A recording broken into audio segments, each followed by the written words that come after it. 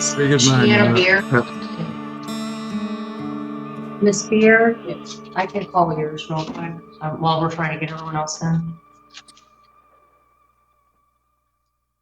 See this letter from the complainant. We did not give it to you in just a sec. Or if you want to take a second to, you're out of control. You can come up if you want to read that real quick with your client. And I've got Ms. Fowler, are you the complainant on this case, correct? Yes, I am. All right. You got making a face at me? No, I'm not making Okay, I wouldn't. Will you sit down with your client? And you need to talk to her outside about how she's going to behave in here. Go.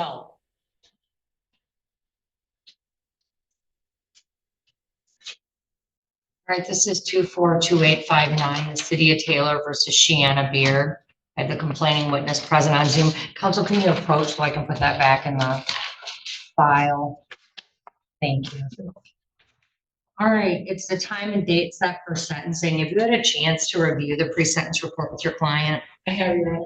Okay. Is it factually accurate? No, Your Honor. There are a couple of corrections that we'd like to make in the first paragraph under employment income. It indicates that she also reports that she is employed at IHM Nursing Facility. That's not correct. She left that place of employment in December of 2024. And under education, it says she denies attending college, trade school, or certificate programs. That is also incorrect.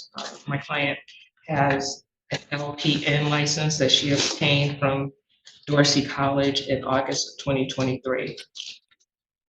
Everything else appears to be factually accurate. Okay, can I ask, what was she on probation in Woodhaven for? It stems from this same incident, Your Honor. Apparently, the complaining witness lives in Woodhaven and she filed a police report for telephone harassment. And Taylor is I don't know. I haven't. It's two Taylor. It's the jail. I'm sorry. And the disturbing the peace stems in Taylor, but it all arose from the same incident. And my client's version of events is different. And as we all know, Your Honor, there's usually two sides to every story. There is, but I mean, she's got a problem.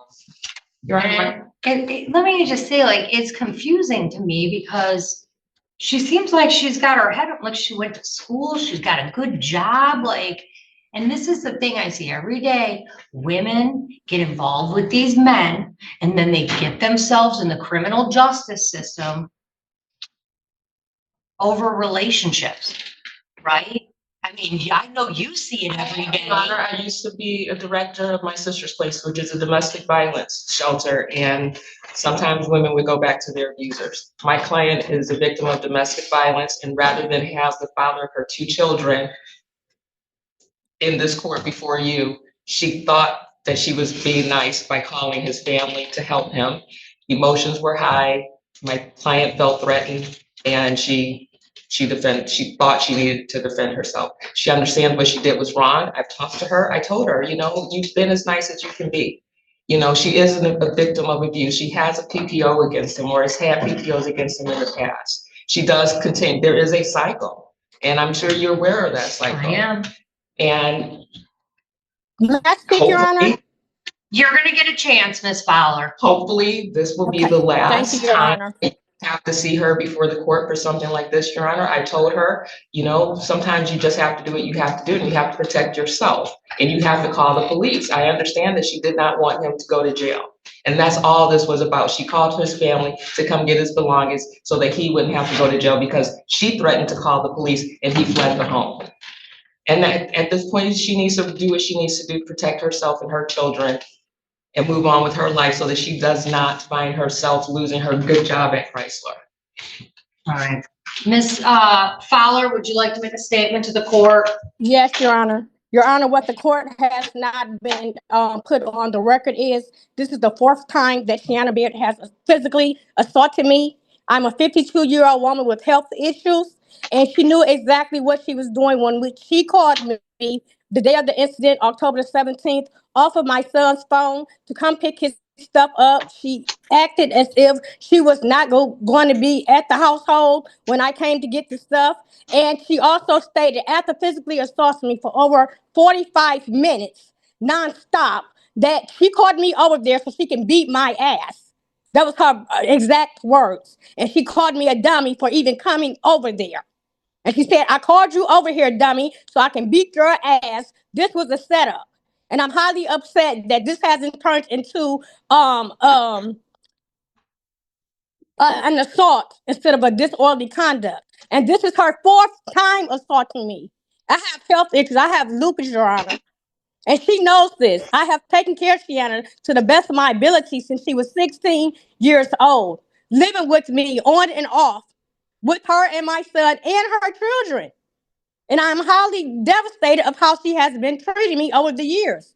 She just got off of probation because she's been phone harassing me for 7 years straight.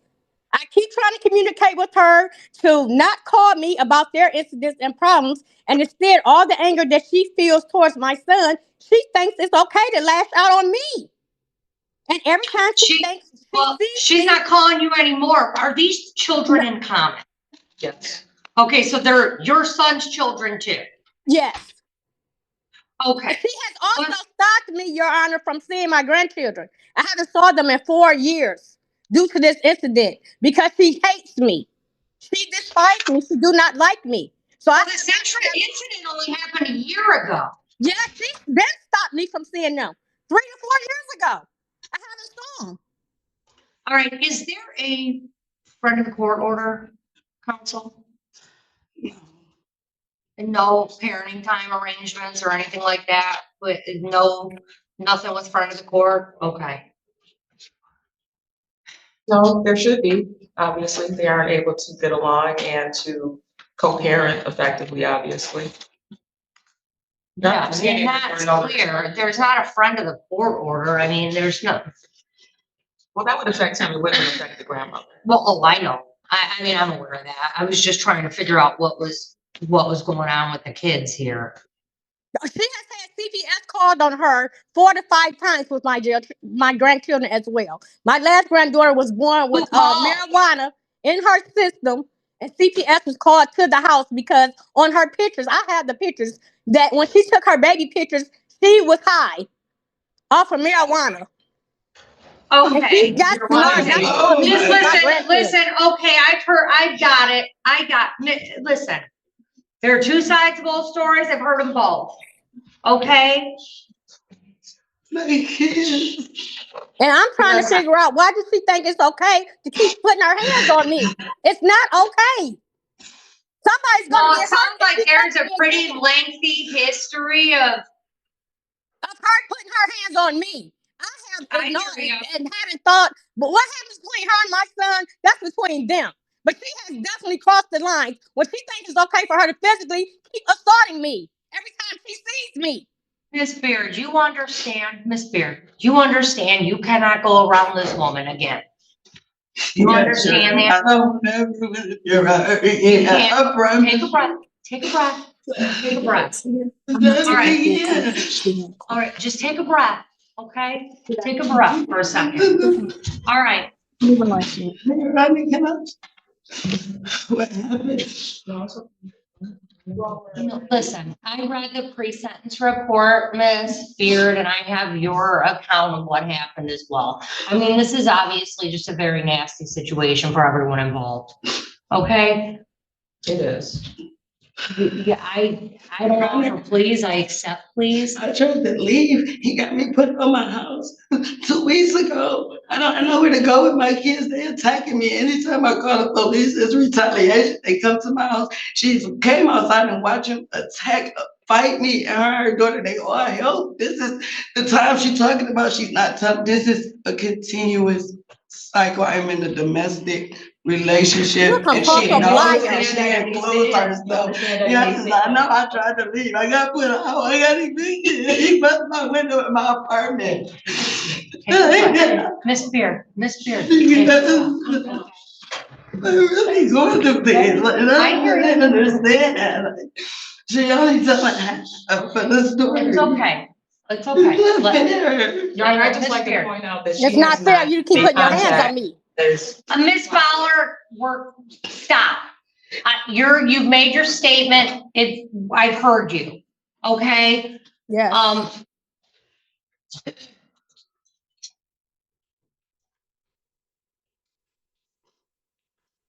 Ms. Beard, do you have someplace to stay right now? Yes. She does? Okay. Your Honor, if I may.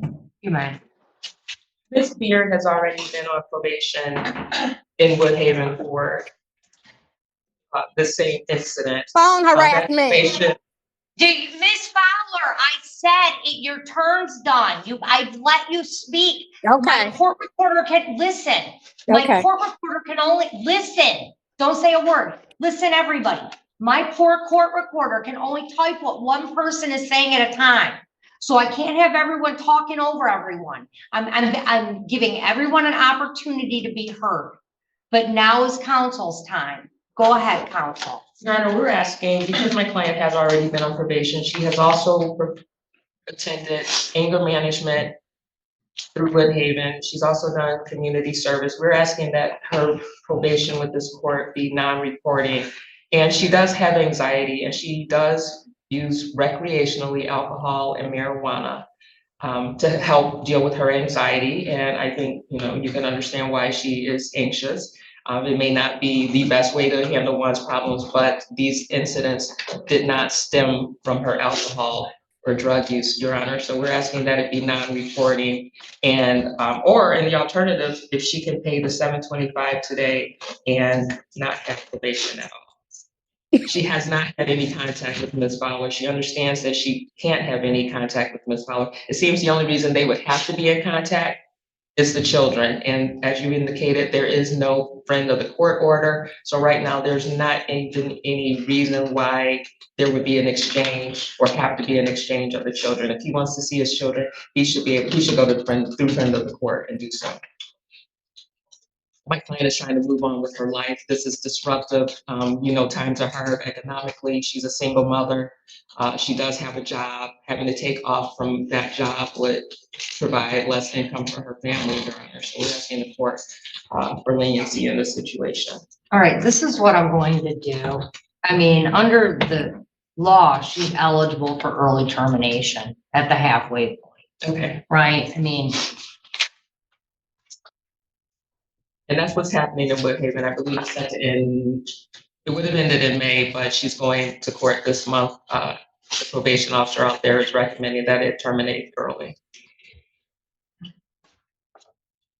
Ms. Beard, I'm going to tell you right now, you can't affect how other people are. You can affect how you act, right? And I'm looking at the notes, and last time we were in court, you had to come in person because you were hollering during court proceedings, right? You clearly, to me, I understand this is emotional, but you have got to check yourself and how you present yourself to the world and how you got kids, man. And if you're getting out of a bad relationship, I'll put it that way, since I don't have any other defendants in front of me. I mean, if you're getting out of a relationship like that, you have got to learn how to have normal, functional adult relationships. And that's not what it looks like coming into court. And I'm looking at my notes in the file. I held you in contempt for your behavior in court previously. You have to figure out how to move forward, how to stay. Just listen. This is lecture time. It's not talkie time. You have to learn how to stay away from people that you cannot function around, right? And there's been no contact. No. Ms. Fowler, there's been no contact. No, Your Honor. All right. It wouldn't have So been she none can't- of that, Your Honor, if she wouldn't have called me. All right, Ms. Fowler, I hear ya. I'm talking about since this. No. So she's doing, so that's what she's ordered to do. It shows me she can follow court orders. This is what I'm gonna do. She has 12 months probation. She has a fine of $50, court cost of $50, state cost of $50, and a crime victim's rights fee of $75. She has probation oversight fees of $450, community service fees of $10 per day, for a total of $50. Are you in therapy? I would, but I got, I don't. Okay. You're gonna do 5 days of community service in the city of Taylor. You can talk to probation about what that looks like, and we have all kinds of hours available. I don't know what your shift is, but you can work with that. You can't use drugs or alcohol while you're on probation, okay, unless you have a prescription for them. I'm gonna put her on random testing, because here's the thing, what it sounds like is she's using drugs and alcohol instead of dealing with it. And I don't think that's a good idea. And part of probation is to help you rehabilitate yourself, right? And drugs and alcohol aren't gonna help you right now. Therapy will. So you're having random drug and alcohol testing at your expense, but I'm gonna put you on a lower color. So but if you test positive, then we have a problem, right? But I'm gonna monitor, we'll look at it the first month or two, see how she does. I understand she might have marijuana in her system, but it'll take some time for it to come out. And then we can, as long as there haven't been any violations, we can discuss having the probation converted to non-reporting. But she does have to do the mental health evaluation of all therapist recommendations, because I think therapy would do her wonders. No contact with Cherie Fowler at all whatsoever. If you see her in a store, you run, okay? You turn around and walk away. You don't say boo to her. You don't flip her off. You don't do anything. You walk away, all right? You've got employment, maintain employment, and there any other ancillary services deemed warranted. But I'm gonna make notes on your file that will monitor you for 2 months on the drug and alcohol testing. And if you're not having any violations, we'll reconvene, and especially contact violations, okay? Yes. Jana, does she need to have completed the community service within that 2-month period? I mean, the sooner the better. She's gotta complete the probation or the community service, but if she has another, I don't know what her work hours are. She gotta do it. But if her out, you don't have to tell me on the record, but what she can talk to probation about it and see, what options they have. And if it's not something that works with her work schedule, she can go to an outside agency and do her community service there. All right, that concludes the hearing. That's my sentence. Thank you, Your Honor. Thank you. Joshua Wirtz. Is that you, Mr. Gazicki? Oh, counsel, okay. This is 2531240 OT, the People versus Joshua Wirtz. Good morning, Your Honor. Kenneth Thompson appearing on behalf of Joshua Wirtz. Your Honor, for Mr. purposes Wirtz, of turn your arraignment. camera on. Mr. Wirtz, you need to turn your camera on. All right, 1 second. Oh, there we go. All right. Counsel, Sorry, go ahead. Judge. Yeah, for purpose of arraignment, we waive reading, stand mute to the charges. Your Honor, we have had a chance to discuss this matter with the prosecutor, whereby my client has agreed to plead guilty to allowing an unlicensed person to drive and double parking, the original charge of operating while license revoked, and operating while using a cell phone would be dismissed. So, okay, I'm gonna talk to Mr. Zick and counsel on this plea. So I have to pass that. We'll get Mr. Zick in. Who do we need from probation? Eric, if can you ask her to come up, Amy? Yeah. I'm so sorry. I'm letting you just I sit know here that and you come here to wait. just watch TV, Judge, but All sometimes. right, I know. A lot. Edward's all night. I could put on the people's court for you, right? You ever seen that playing in a courtroom? Bet you have. To me, it's like Hollywood Squares. That's really what it is up there. Oh, I'm just looking or the for Brady Charlie Bunch. Weaver a lot because we could use him here some days, Judge. All right. I know you're too young to remember that show, but it was a great show. What was it? Hollywood Squares. I remember Hollywood Really? Squares. Remember Charlie Weaver? I don't know who Charlie Weaver is. For anybody who's listening, his real name was Cliff Arquette. He was a great comic. Okay, there we go. We've had our history lesson today. Thank you, Your Honor. Thank you for that, Mr. Zelnick. All right, this is 2532560T. There are also 4 civil infractions. We have 25TA29426B, and then we have 25TA30770A, B, and C.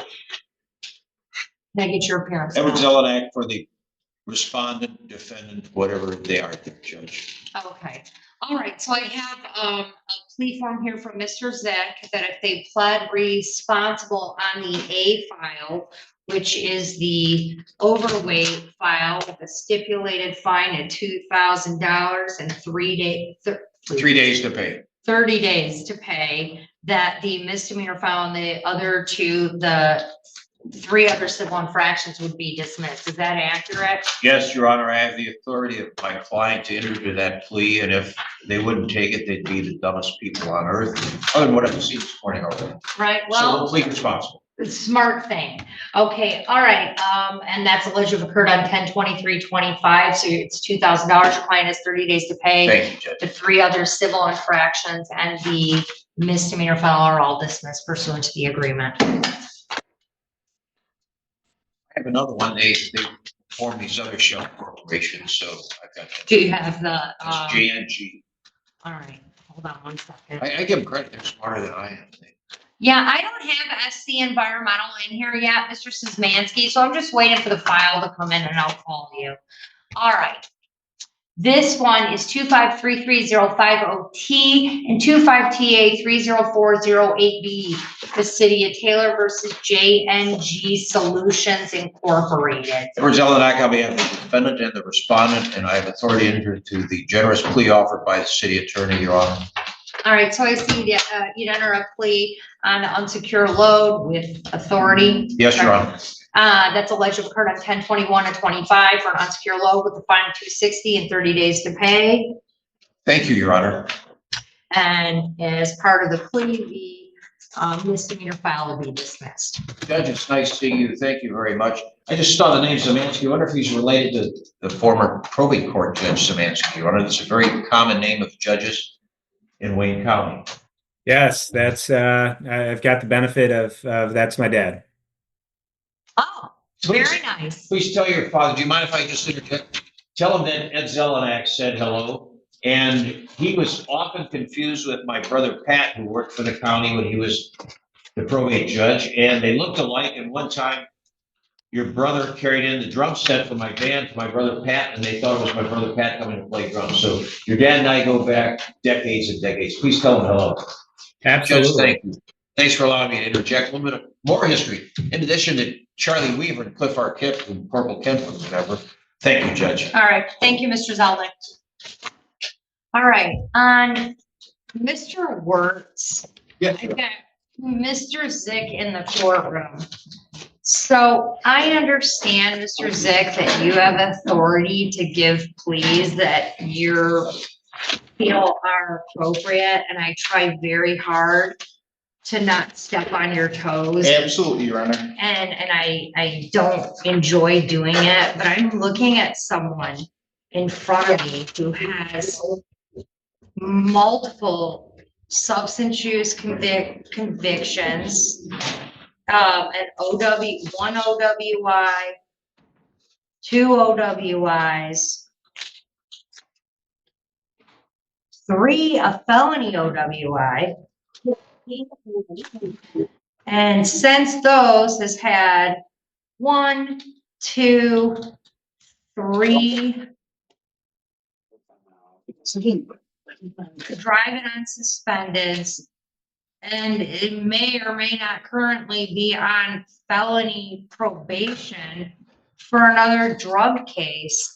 And I understand why people get allowing an unlicensed person to drive, but I just don't feel like Mr. Wertz is worthy of an allowing it, so it's not abstracted, it doesn't affect his driving history. And one day, Mr. Wertz might want to go and try and get a license again, though it seems like he's far from that. And I think it's important for the Secretary of State to know that he can't follow the law. And that he does not, in my opinion, deserve the benefit of this. He's had 3 drunk drivings, multiple substance use convictions or possession convictions. And I don't think he deserves the benefit of that, given. Thank you very much, Your Honor. I'd be more than happy to take a closer look at it. My original thought, as you indicated, was to keep him eligible, but if he doesn't want to keep himself eligible by his actions, then nothing I can do. So I will take a closer look and send an appropriate plea before you. Thank you. And again, I don't like. I'm so Yeah, sorry. go Judge, can I ahead, briefly but I respond to think that? you've heard you can, but I think you've heard my thoughts I on it, have. but go ahead. Judge, I have to go to bat for this client. He might be one of my biggest success stories yet. When I was a new attorney, I took on his first case. This gentleman had a serious drug, heroin, fentanyl addiction. He lost his sister. He lost other family members. He lost a bunch of close friends. He was on felony probation out of Wayne County. And after losing family members, friends, close friends, he was in a downward spiral to death, if not prison. And he absconded for over 10 years. He went down south. He changed his entire life, lived with his aunt. And that was his only way of getting clean, was running from every possible trigger he knew. He got clean. He came back. Judge Hathaway of Wayne County Circuit Court dismissed his violation for absconding because he has been clean now for years. Mr. Wertz, I keep in touch with him. He hasn't been clean that long because he's got a felony conviction for possession of heroin, cocaine, or other narcotics, malicious destruction of a building, and breaking and entering without owner's permission. He just had those convictions in 21. That would have been what he absconded on for years. That conviction must have hit after he turned himself in, and I represented him in Third Circuit. He's had no criminal run-ins that I am aware of since in the last 6 years. Since I represented him, and that was the case I represented him on, was the breaking and entering in the felony If all position. of these representations are true and that he's really turned his life around, you provide me proof that that conviction entered prior to 2021 and some proof that he did some sort of treatment program or has some length of sobriety, or that he goes to meetings, or that he does something that makes him worthy, if he's truly turning a corner and there's evidence of it, provide it, and I'll adjourn it 30 days. Judge, I'd be happy And to then do I'll that. I know the court knows better when that conviction entered, because you're probably looking at it as the register of actions, but well, I am, but I see the case was from 2018 to 21. So I don't know if I don't know if it was entered wrong. You tell me. Because it looks like the date from the charge, you're saying he absconded from probation, and that doesn't match what it's showing me. But prove Judge, to me that he's on a road. Well, that's okay. I'm not going to hold you to it. That's why I said, let's do this. Prove to me he's on a recovery journey and that he's had this period of sobriety. Submit whatever you have to Mr. Zick, and then I'll reconsider. But on the record I have in front of me, I'm not taking that plea. But maybe there's something that you have that will show me he's worthy of it, and I'm willing to give you that opportunity. Judge, I'd be happy to submit a short deviation request with proof of his sobriety and those things. All right. Are you amenable to that, Mr. Zick? Absolutely, Your Honor. I'd be more than happy to take a look at that and then set forth an appropriate plea. All right, for purposes of arraignment, counsel. Oh, Judge, allocuting for bond. My client is 39 years old, no recent criminal history. He's since getting clean has shown up to court when I've represented him on any matters. He is working 15-hour days with his father. They started a construction business a year ago. He has worked with his father for the last 6 years since returning to Michigan. And he is remaining sober, Your Honor. All right, I mean, he's appeared today as retained counsel. He has a $1,500 personal bond. Sir, you're to appear in court as directed. You're not to leave the state without permission of the court. You're not to commit any new crimes while released. You're to immediately notify the court of change of address or phone number. You cannot consume alcohol or illegal drugs. You may be subject to testing on demand at your expense. And you cannot operate a motor vehicle without a valid license. And we'll set a day for early January because that'll be the soonest we can. So get in whatever you want the court and the prosecutor to consider, and I'll consider it at that next court date. Fair? Judge, I appreciate the court's understanding. All right, we're all set. Thank you. Hi, we're back. We're about to have what's known as a formal hearing, which is a hearing before the judge on a civil infraction. Usually these are done in front of a magistrate in what's known as an informal hearing. In certain circumstances, they're heard by a judge if there's a request for a formal hearing. That's where we are here today.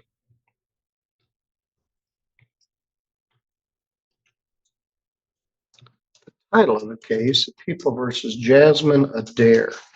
The file number is 25907. 264 SI.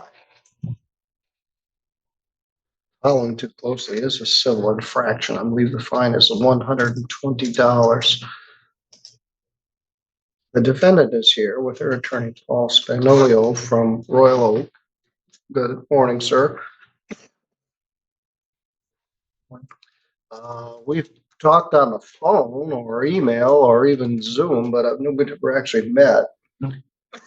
Excuse me. I hope I don't drop dead in the middle of this hearing. I took 2 old-fashioned Sudafeds about 8 o'clock on the advice of Judge Patterson.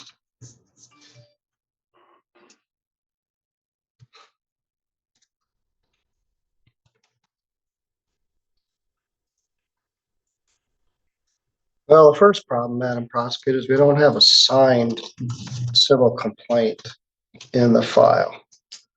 It's known as a jurat. I don't expect you would have known that, but someone from your office should have known better.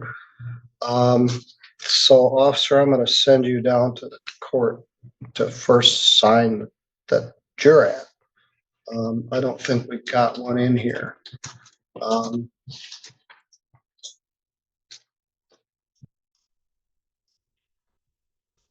So, Officer Raymond, would you go out to the counter and see if they can have you execute the district court?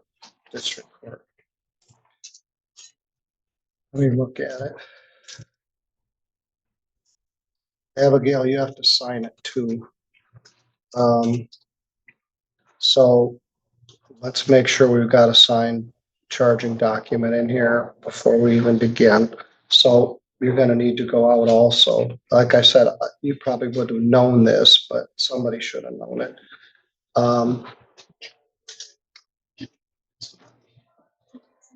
We need to get the jurat signed before we start.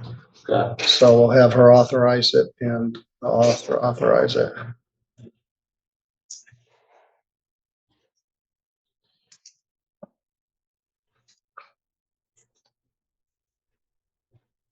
Sorry about that. I should have checked it before this morning.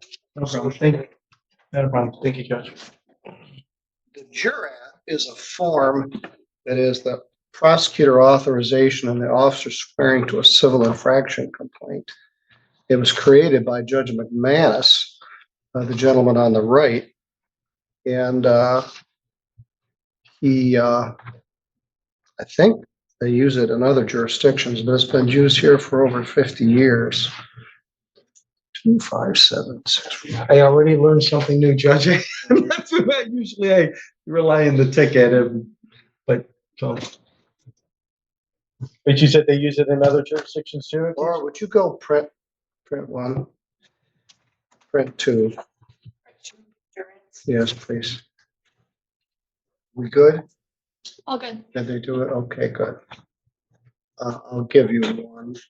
Thank you, Judge. The first time I ever did this, I had a hearing and the jurat wasn't signed and Judge McManus dismissed it.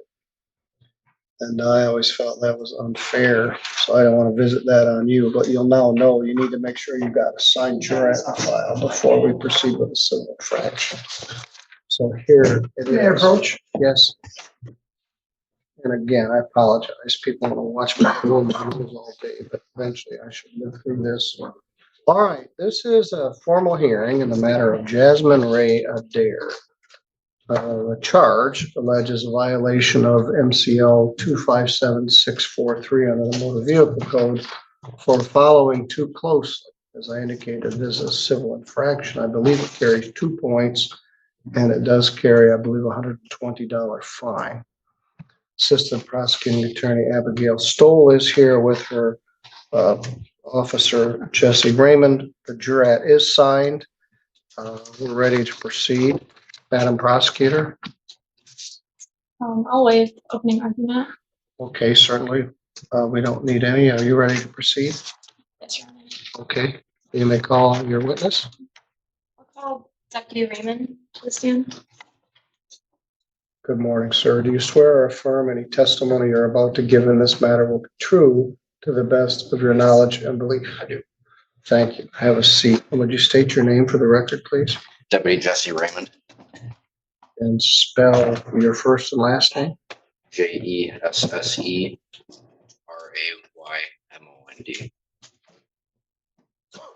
All right, Ms. Stoll. Deputy Raymond, where are you employed? St. Joseph County Sheriff's Office. How long have you worked there? Just under 6 years. What do you do? Primarily now I'm covering complaint vehicle, and I take complaints on the road. I also conduct traffic stops. Do you have any other experience in law enforcement? Outside of the sheriff's office, now I have other assignments. Laura, can I get a white pen? Were you on patrol on July 25th of 2025? Yes. What shift? I was on the day shift. I was assigned to the traffic unit. What was the general location where you were at? I was traveling southbound on 131. I was south of Three Rivers. I was just approaching Drummond Road. All right. Did you see something that caught your attention? There's moderate traffic that day. I noticed two vehicles that were very close together. Could you describe the vehicle that was following? I don't recall. What did you do after that? So I had my radar unit activated. I clocked the lead vehicle going approximately 60 miles an hour. I saw the following vehicle was traveling quite close as they passed by. I estimated it to be about a car length behind. I turned around at that intersection and it took me about a half mile to catch up. I caught up to him just before Gleason Road where I conducted a traffic stop. I'm sorry, forgive me. I'm a little hard of hearing. I didn't catch the tail end of what the witness just stated. And you caught up half a mile at Gleason Road, and then you said something else. That's where I conducted the traffic stop. Okay. Was just south of Gleason, northbound. Thank you. And then what did you do after that? I made contact with Ms. Adair. I explained for the traffic stop. Got her license, registration, insurance, and issued a citation. Is Miss Adair in the courtroom? Yes, she is. Could you describe something she's wearing and point her out, please? She's wearing gold framed glasses on a black shirt. Let the record reflect that the officers identified the defendant. It may. And then did you write Miss Adair a ticket? Yes, I did. What for? For following too closely.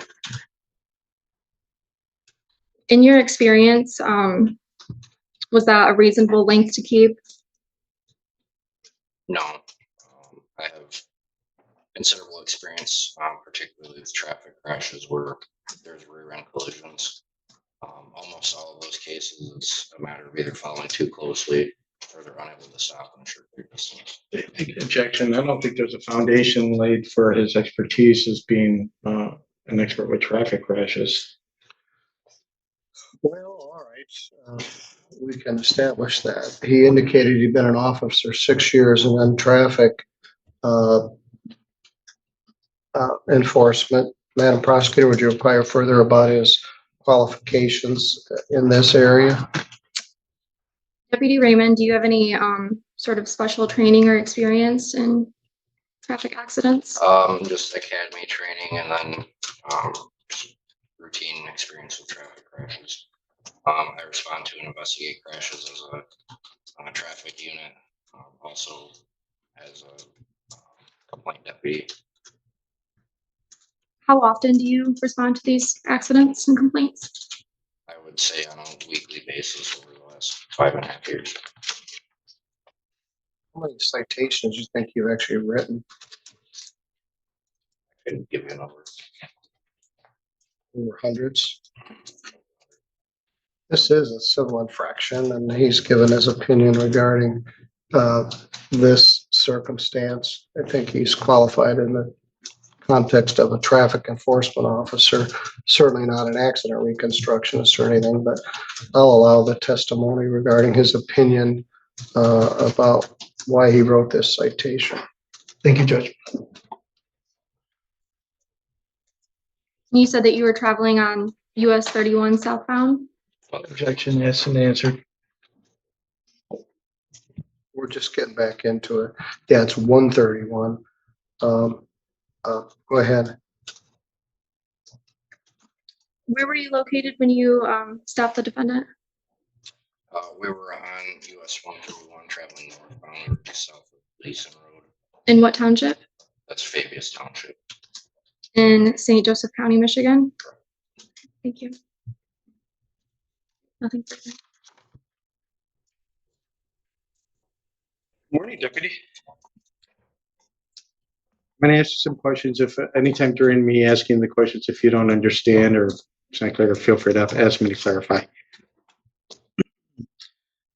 Deputy, you testified that you were the one who stopped my client, Miss Adair, correct? Yes. Okay, so you recognized her? Okay, but didn't you just testify you didn't know what kind of car she was driving? Okay. Would it help if I showed you the ticket to refresh your recollection? Yes. Okay. May I approach, Judge? Yes. Or I guess the jurat. Let me know when you're done looking at the ticket. Is your memory refreshed? I have the citation for a 2012 Toyota. I don't remember the model of the vehicle. I do remember the Indiana registration. Would you disagree with me if I told you it was a Toyota Prius? No. Okay. So when you testified for the people, you stated that you were going in the opposite direction, right? And you just testified that my client was driving a Toyota. Do you know what the vehicle was that was in front of her? I don't. Okay. Would you have any reason to doubt me if I said it was a GMC pickup? Okay, but you did catch the distance between that vehicle and my client. Okay, and you remember that there was one car length. Okay. Did you provide any video recordings to the people? Like body wear cam or dash cam? I did not. I don't know if my clerks did. Okay. So would it surprise you if it was provided? Okay. And do you recall what you said to Miss Adair when you approached her vehicle? Can you share with me what you said? Yeah. So I asked her for her license registration information, which she provided me. I informed her that she was following the vehicle in front of her too closely. I told her that they were traveling close to the speed limit. And given that speed, that was too close to be following the vehicle in front of her. Would you doubt me if I just stated that you stated at the time that the courts have found that you need to be traveling 1 car length per 10 miles per hour? I did say that to her, not as a. What authority are you relying on for that statement? When I say authority, legal authority. I was using it as an educational piece. So you just made it up. No, Okay, where'd you get it from? I don't know. Okay. So you read this, you're familiar with the statute, right? And what does it use? You must be no closer than reasonable and prudent to the vehicle. Reasonable, prudent person. Are you familiar with, you're familiar with the state of Michigan Secretary of State, right? Okay. Are you familiar with a publication that they put out called What Every Driver Must Know? I'm familiar with it. I don't recall any text in it. Would you doubt me if I said it doesn't say anything about a car length for every 10 miles? Okay. I'll help you. It doesn't. Objection, Your Honor, your side? Well, the officer accepted the answer, that, he accepted that he is familiar with that publication, which every Michigan driver has to review before they take their driver test. I'll allow it. It's not damaging really either way.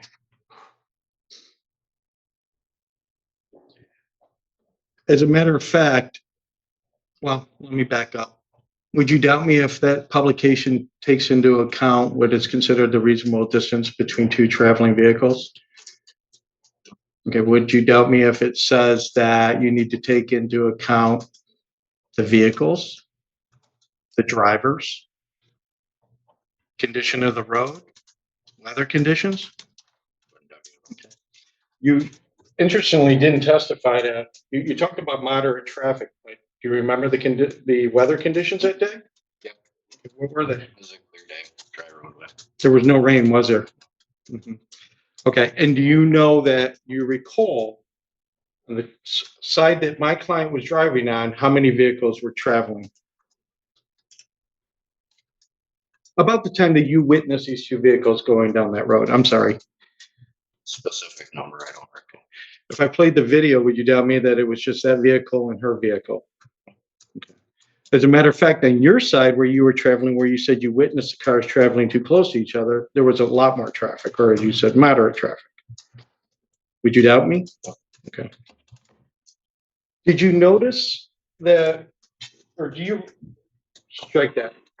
When you came up behind my client, did you notice the, I guess, double lines, dotted lines in the roadway? At the location of the traffic sign. I believe it would have been a double line, but I don't Okay. recall. You don't know if my client was attempting to pass that vehicle either, do you? You didn't ask her, did you? I had followed the turnaround and followed the vehicle for approximately half a mile. Okay. I'm gonna inject myself a little bit. Very good. I'm gonna inject myself into this to add some context. On the map, run 131 looks like it runs flat, straight, north and south. Is that correct? It's a relatively hilly section. Well, that's what I'm gonna ask. It's actually on what's known as the Big Hill. Is that correct? 131 and Drummond Road is on what's known as the Big Hill between Three Rivers and Constantine. Is that correct? I'm not familiar with the term. You're not?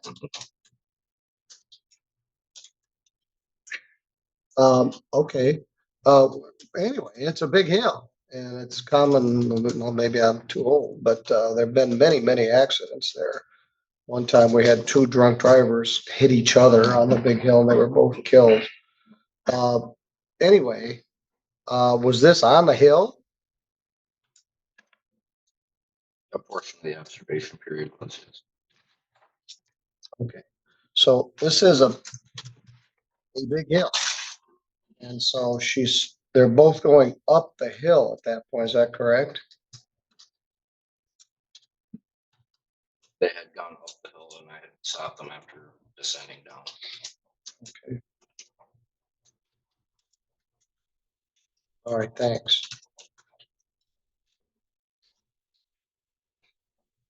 Anything else, Judge? I'm sorry. No, I don't know if you've been there, but Unfortunately, I'm not familiar with. at any rate, it's on the big hill, and apparently we're headed uphill, and he stopped them as they headed down.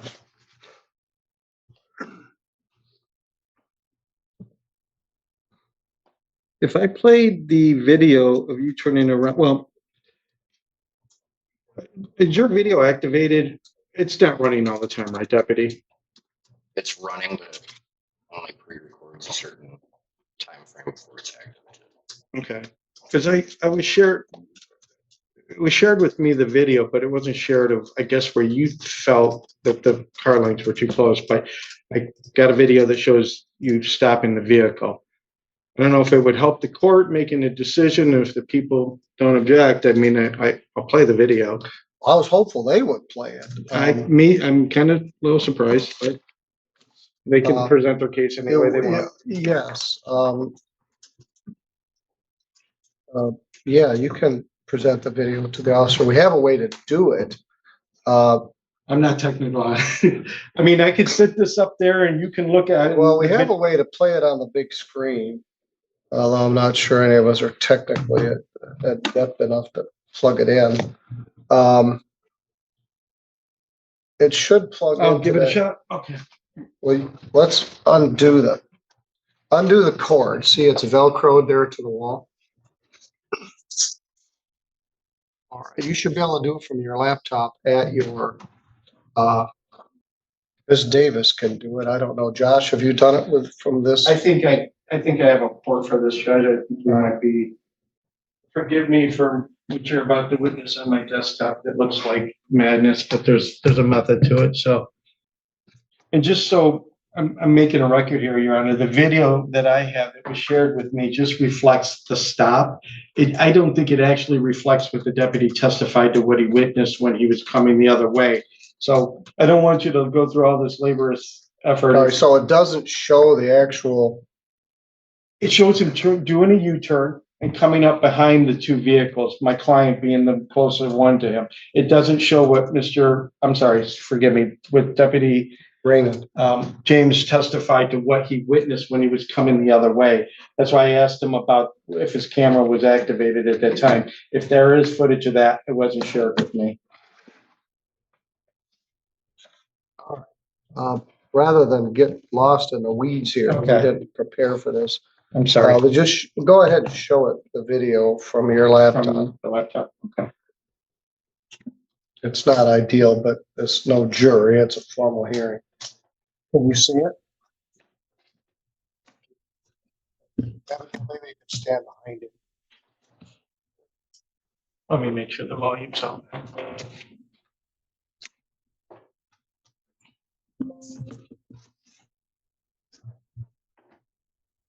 What are we seeing here, officer? So I believe at this time I had already turned around and was traveling northbound.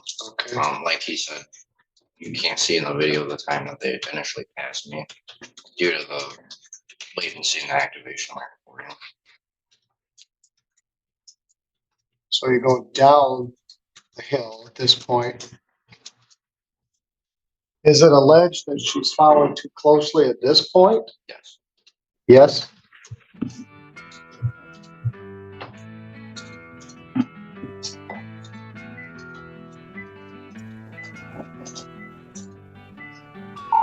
Some instructions. Yeah,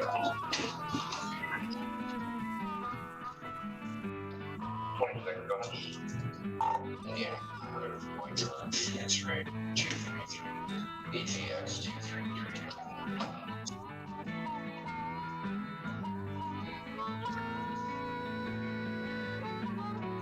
Traffic stop. Civil infraction. Traffic violation. US 131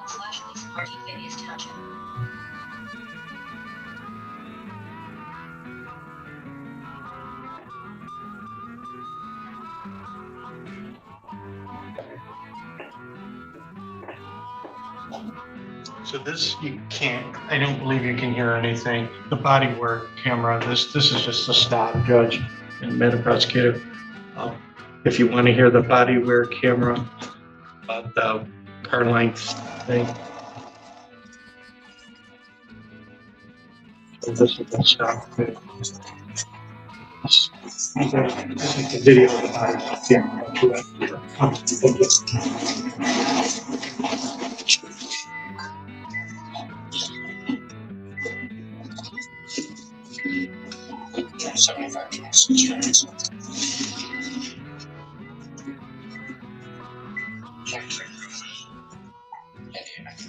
White George, X-ray 233, BGX 233.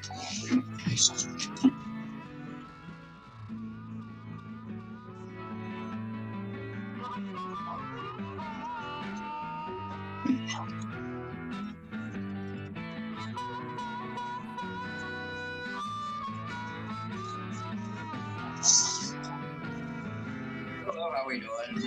Wonderful. Your license treasury?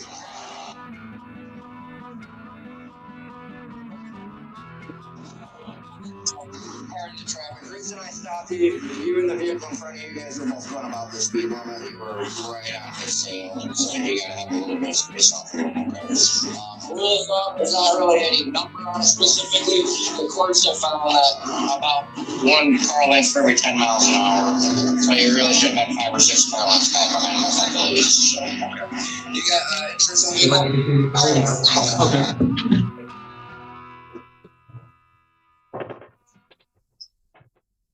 Thank you for indulging me, Judge. Thank you. That certainly didn't translate very well to live stream, but they could hear it and I could see the video. I didn't see what was going on the way up the hill, but I could see what was going on the way down the hill. All right. Any further questions for this officer? No, thank you though. Thank you, Deputy. Appreciate it. Ms. Stoll, do you have any further questions for the officer? Do you have any questions for the officer? No, Your Honor. All right. Thank you. You can step down. Any further witnesses? No. All right. Mr. Spinello, you have any you wish to call the defendant?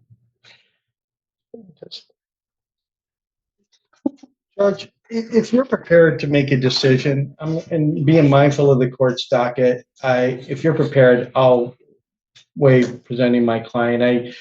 I mean, the video speaks for itself. I think that the fact what the deputy said, and thank you. I'm disappointed in that the prosecutor didn't play the video. Have you even viewed it? Have you seen it before? I saw it, Your Honor. Okay. Well, I would have liked to have seen it as part of the prosecution case because she's right on his tail. The video sunk your boat. You're doing pretty good because they hadn't even looked at the ticket or know what kind of vehicle it was, and his testimony was unclear, and it wasn't clear where it was. It's on the biggest hill in St. Joseph County. But you were right on his tail. I don't know where you were going up the hill, but going down the hill right up until the stop, you were right on his bumper. And it's not a place to pass. Passing is prohibited there for quite some time, going up the hill and down the hill. What the statute actually says, the officer says, the rule of thumb is you should give 1 car length for every 10 miles an hour. That is a quote unquote rule of thumb. We've heard it on television commercials and other thing. It isn't in the statute anywhere.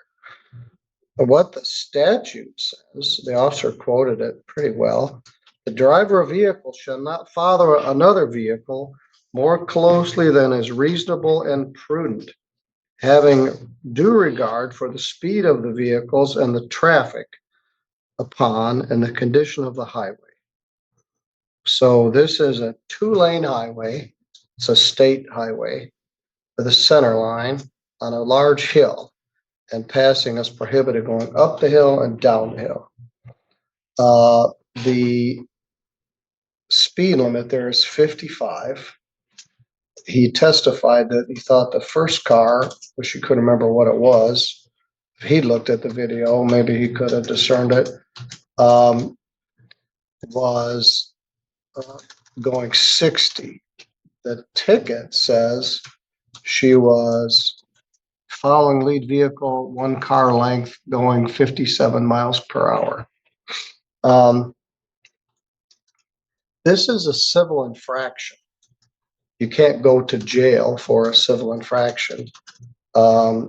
And you don't have the right to proof beyond a reasonable doubt. You have a right to proof beyond a preponderance of the evidence, which is a much easier standard for the prosecutor to meet.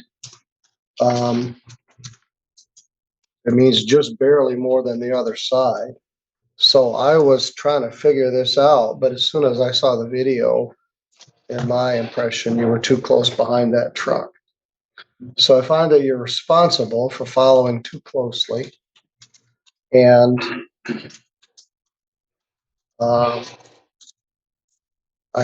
gonna fine you $120.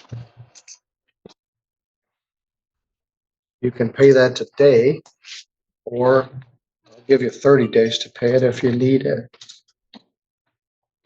Or do you want to pay it today, or you want me to give you an envelope to pay it? We don't have enough trials for young officers to learn that they're going to be subjected to cross-examination. And when a competent attorney comes in and asks questions and makes appropriate objections, it's a lot harder than some layperson trying to do the best they can. So the point being, when you come to court, you should review your police report, you should review the ticket, you should review the video. The video should have been presented, but I'm not doing your case. The defendant actually provided it, which gave the court proof beyond a preponderance that she violated the statute, but can't sleepwalk through these. This defendant came prepared, but I did find the violation. So if we go out to the counter, pay the $120, this will go on your Michigan and eventually Indiana driving record. It's not exactly the crime of the century, but you were too close to the car ahead of you, in my view, after watching the video. All right, we'll be in recess. Thank you, Judge. Thank you. Sorry. I'm sorry too. This is the time that was scheduled for the sentencing in this matter versus People versus Catherine Owens. Miss Owens was charged with assault with a dangerous weapon, a wine bottle. The matter was reduced to a misdemeanor domestic assault. The matter was set for sentencing today. I learned Monday that the defendant had been arrested Monday night for violation of bond conditions. 2 components: drinking alcohol and having contact with the person that she's prohibited from having contact with, who was Gregory Owens. I'd hope maybe to hear from him, but he's not here. So we have the issue of the original sentence and the question of regarding your bond. I advise the clerk we just leave you in custody until we're able to deal with it this morning with your lawyer. So you've been in jail since Monday night? All right. Ms. Strong, what would you like me to know? Thank you, Your Honor. The facts and circumstances, as I'm sure the assistant prosecutor will speak to, are negative. Ms. Owens admitted to law enforcement and admitted in court that she struck Mr. Owens with a wine bottle. there was an injury, there was blood. That is not what we are minimizing here. In my conversations with Ms. Owens and in my conversations with the prosecutor when this plea was entered, Ms. Owens has indicated to me that during the course of her marriage with Mr. Owens, there has been a significant domestic violence component. And while that is not something that justifies her behavior, she understands that. She was the first to say that. That is a large portion of what's going on here. We know from research that victims of domestic violence will sometimes lash out. There was an alcohol component as well. And while not justifying Ms. Owens' behavior, that adds some detail to the circumstances of what happened. In my conversations with Ms. Owens, she has indicated, and I agree, that a term of probation, preferably under the deferral statute, would be incredibly beneficial. I would like to see a substance abuse assessment and the domestic violence course, as well as some individual counseling and recommendations so that we can get to the root of what's going on. Ms. Owens has discussed the bond violation with me as well, and the no contact provisions that she understands protects Mr. Owen. She has no place to go during the course of their 20+ year marriage. She doesn't have any family anymore. She's been isolated from friends. She's been unable to work. She doesn't have access to finances. She, after this situation, just got a job and has been trying to figure out a way to use her limited income from this newly acquired job to find a room somewhere so that she has a place to Well, go. I can lift the no contact provision. Like I said, I'd hope to hear from him. He did email me throughout. I was gone. I found 2 people I could stay with for about a month. And then after the month was up, I had nowhere else to go. But the entire time I was gone, he emailed me and he asked me to come home like 5 or 6 times, and 5 or 6 different emails. He kept telling me to come home, come home, come home. And Your Honor, this is textbook domestic violence victim behavior. And while Ms. Owens presents here as the perpetrator of an assaulted crime, I would ask the court strongly to consider fashioning a term of probation that helps get to the root causes of that issue and get Ms. Owens on a track where she has some support. Well, I think alcohol's been a factor in much of her life. You were drunk when it happened the first time. You were drunk at a 0.08 when this happened. You had an old drinking case from years ago in Kalamazoo or someplace. So I think there's a pink elephant in the room, and I think it's alcohol. Miss Canfield, what would you like me to know? Your Honor, I just will note that Mr. Owens did contact our victim advocate's office earlier in November and indicated that he was concerned and wanted to be a caretaker for his wife. Said that she had been previously diagnosed with mental health concerns and had not been taking her medication appropriately, and that he wanted to be able to assist in that regard. Certainly, there are times in which unreported prior domestic violence in a relationship does lead somebody to reactive abuse, is what they've termed it now, through research and psychological records. But in this particular instance, if that is what this was, it went over the line with respect to a weapon originally being utilized. I have shown the defense photos that I have for the court with respect to Mr. Owens' injury. It's quite severe. I don't believe that he went to the hospital for treatment, but certainly medics were called to the scene by the officers concerned for his welfare. So it's a very difficult situation with respect to what's the appropriate sentence here, given what she and her counsel have stated. Normally, with an injury of that nature, I would request that the court respectfully leave the no contact in place during a probation term. But given the fact that she has no place to go and just a recently retained employment position, and that he has asked that it be lifted and she come home, I do feel obligated ethically to, relay that to the court. I think that probation and counseling would be not only helpful for her from an aggressor perspective, but that can also address individually anything that she's experienced throughout the course of her life, as far as potentially having been an abuse victim as well. So I do agree that probation with a therapeutic process in place is appropriate. I'll leave the contact to the court's discretion. I struggle with an injury like that. I typically would request jail. It's pretty significant injury.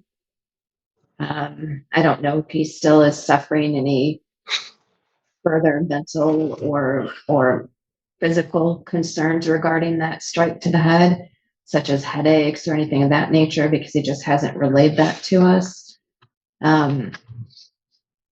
She has served a few days here for the violation, and she obviously served a night or two for the original arrest. I would ask, I guess, at this point that the court give her credit for those. Even though she did violate a bond, I understand factually why that occurred. But it was a violation, and we should address that with credit time served at this point, if not a few days of additional time that could be scheduled.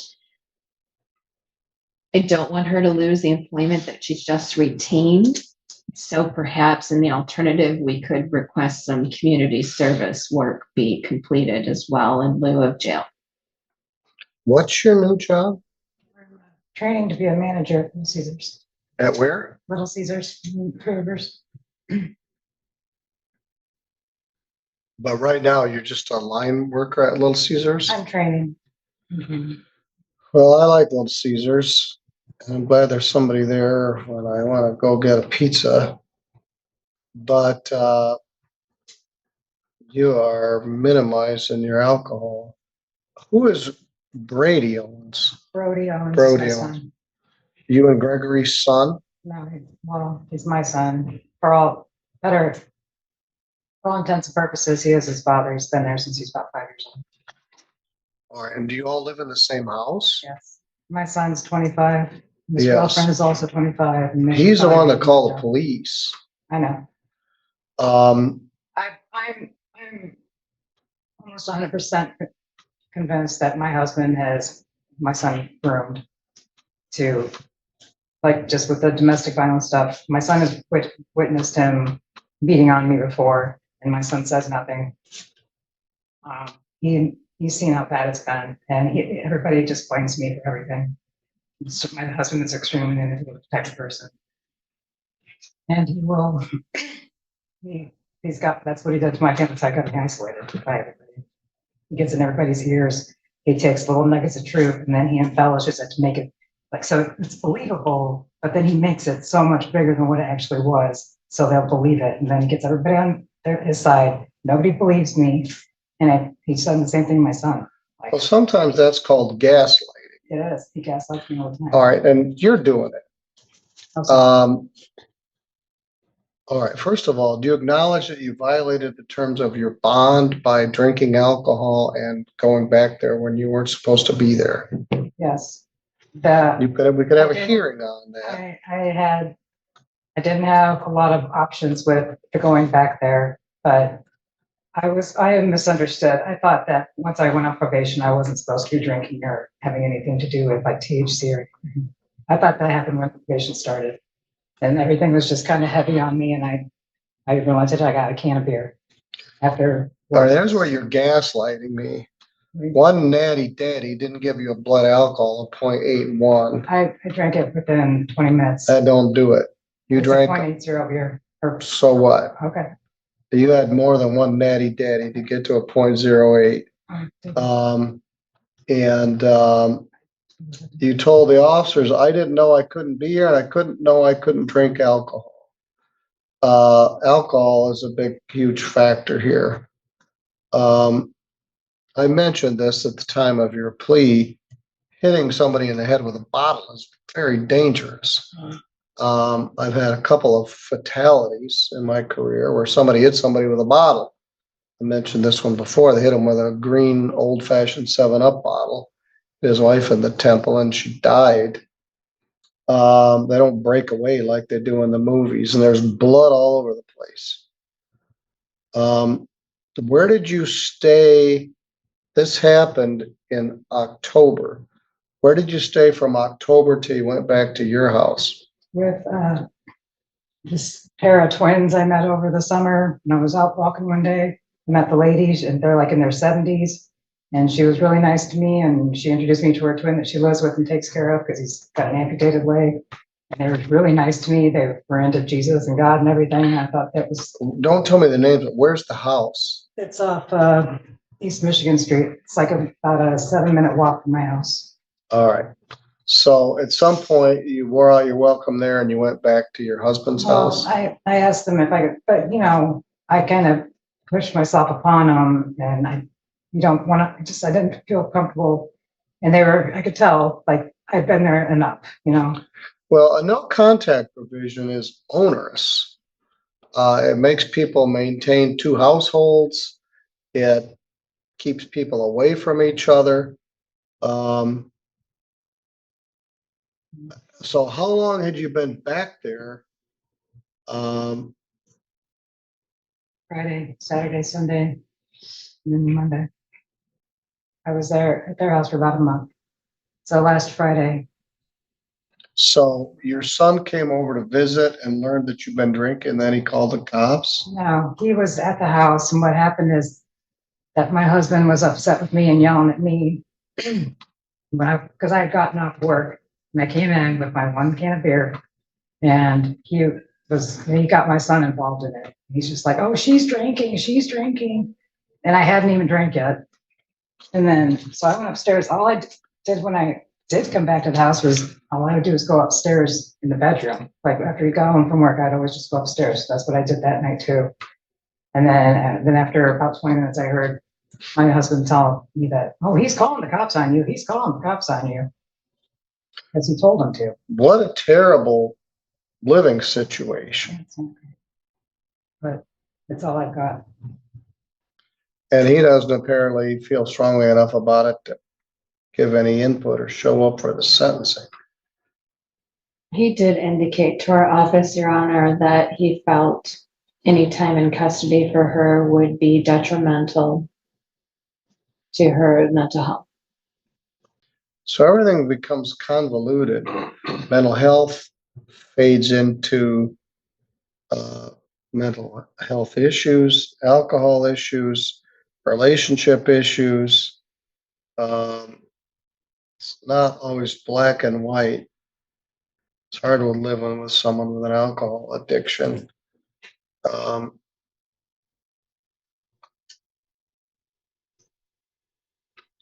And the original incident in October, I do believe her version that he had hit her or struck her. But when you elevate it the way it did, she ended up with this. So she shouldn't have to live here. But I don't have jurisdiction over him. My first reaction when I read this is she isn't going to do anything I tell her to do. She's going to do what she wants to do regardless.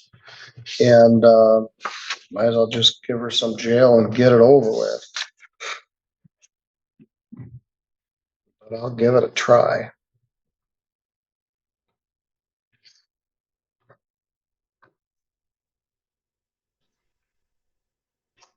You can't drink any alcohol. Now, that's easy to say. I believe there's a big alcohol issue here. Very well. At their house, I didn't drink anything. All right, well, that's a good start. You had more than one 16-ounce natty daddy.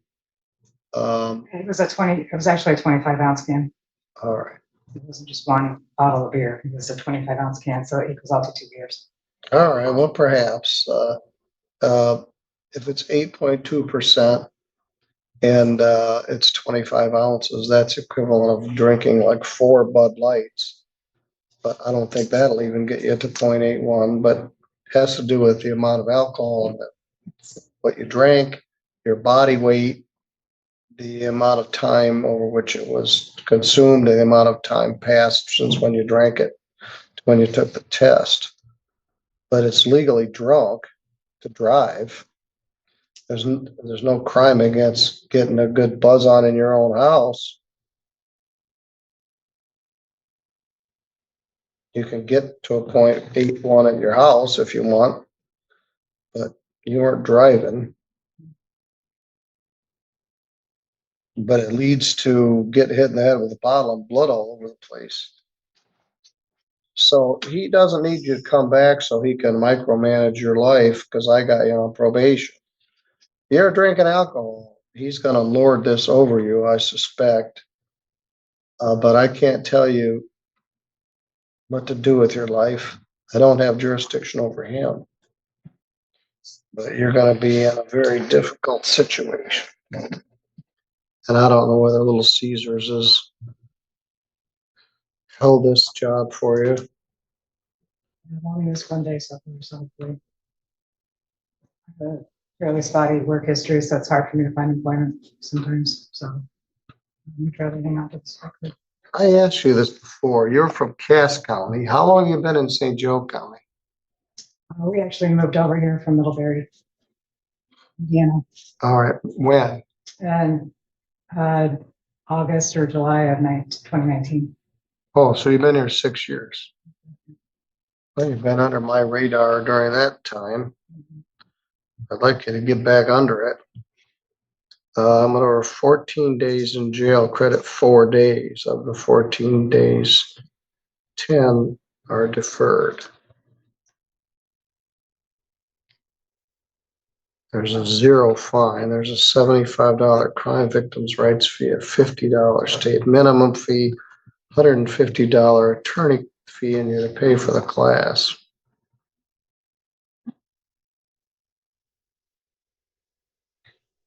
I'm gonna try it. Let's add that up. You did post $100 bond, $300 bond, 75, 50, 150, and 480 is 755. Minus $300 of bond leaves 455. You do the women's anger management course. No assaultive or threatening behavior. Drug and alcohol testing as directed. You're not far from the day reporting center at all. You abstain from the use of, do you smoke marijuana also? I would rather do that than drink, honestly. Yes, well, you can't do either one of them while you're on this. Of the two evils, I think that's a lesser of the two, but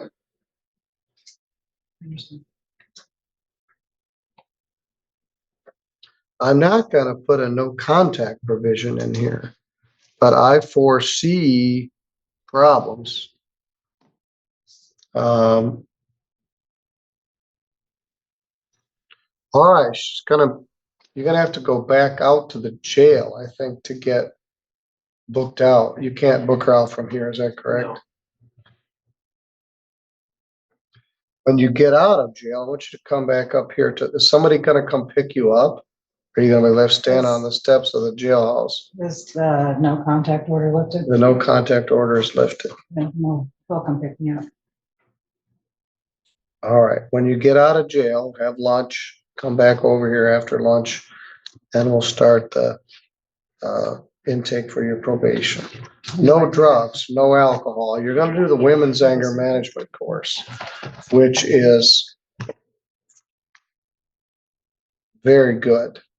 I started it many years ago when I was the prosecutor, but now they're commonplace. They weren't so much then. Many of the women in domestic violence, anger management are victims of domestic violence.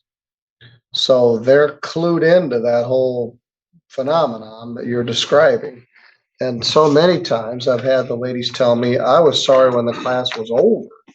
I never had one person in all the time I've been here tell me they didn't think it was worthwhile. So that's the most important component of this. The second is no drugs and no alcohol. The third is no assaultive or violent behavior. Maybe those factors will lead to the situation where you and your husband and your son can cohabitate. If not, you're gonna, for your own well-being, need to find your own place to live. All right, you go with the court officer. They'll release you from the jail after you get out. After lunch, you come back here. Thank you, Anna. Thank you.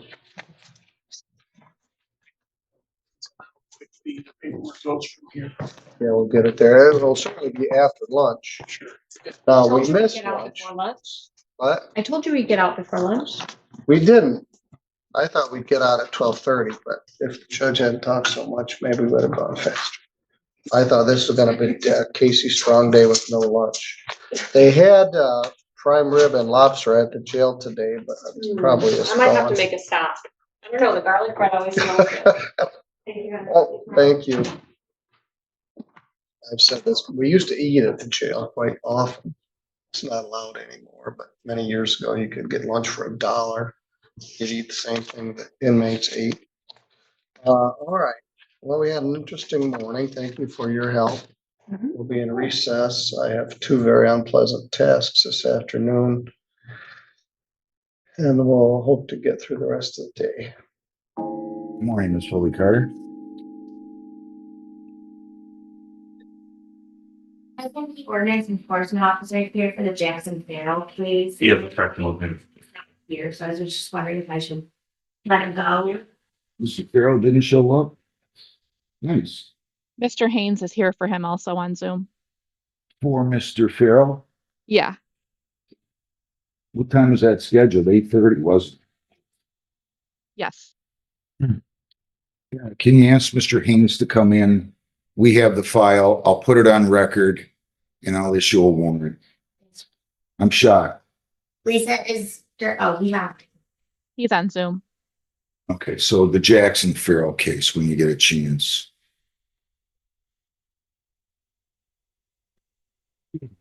Sometimes you can tell who's gonna do these kind of things in the very beginning.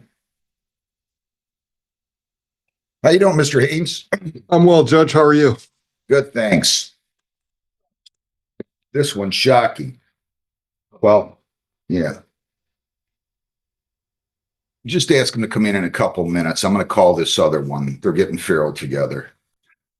Jonathan David Samuels, 255-415-217 A and B. Come on up to the podium, sir. Right to the podium there. Huh.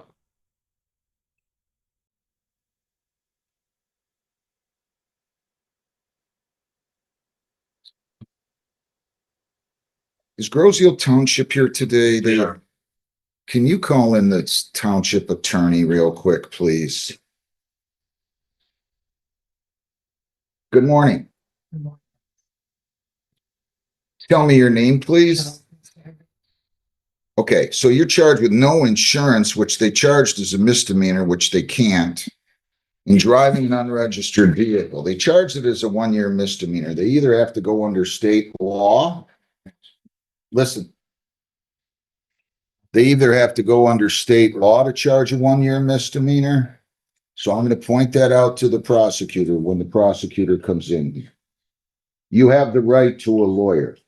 I'll be happy to give you one, but I wanted to point that out to you before I ask you that question. So would you like a lawyer? Yes, sir. But the officer at the time scratched off the insurance and said they weren't gonna have that because I had the proof of insurance. He wrote a ticket for it. Right, and that. You can talk to the prosecutor about it, but he's got, please listen, please listen. I have a file in front of me that says no insurance charged as a misdemeanor. I don't know what you're talking about when you're saying he scratched it off. It's here. He filed it. It's ready to go. I'm not quarreling with you. Maybe he threw it in the garbage. I don't know, but I'm just telling you, we have the ticket and we're going to process it. Okay? Counsel, your appearance, please. Counsel, your appearance, please. Good morning, Your Honor. Matt Green on behalf of Grossville Township. So you need to talk to the officer who issued the citation. They cannot issue a no insurance as a misdemeanor under local ordinance, unless you have a special ordinance that you've made it a misdemeanor for, unless you guys enacted one that made it a 90-day. He can't charge a 1-year misdemeanor. He cited state law. It's not under the motor vehicle code, and he's going to have to. So I just want to point out, the best they can do, unless they're going under state law, is to issue a citation for no proof of insurance. This gentleman wants a lawyer. John, we'll set him up with a lawyer. And then he's talking to me about the officer scratching it out, but I have the ticket, so we need to process it, okay? Yes, sir. So you understand what I'm saying? Yes. You can't charge a 1-year misdemeanor under local ordinance. You guys don't have authority to charge a 1-year misdemeanor. So that's what I'll do. We'll give him a lawyer, but I want you to be aware of that, okay? Thank you, Your Honor. Thank you very much. Judge, Sir, yeah. Mr. Farrell just showed up on Zoom. Nice. Let me call him in. So you're all set. Thank you, Your Honor. Let's see. Mr. Farrell, let me call Mr. Farrell.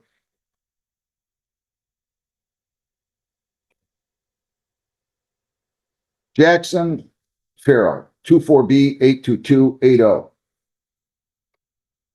Sherwood Hanspeth, Jackson Farrell. This is Farrell, your name? Jackson Farrell. Why were you so late coming in, sir?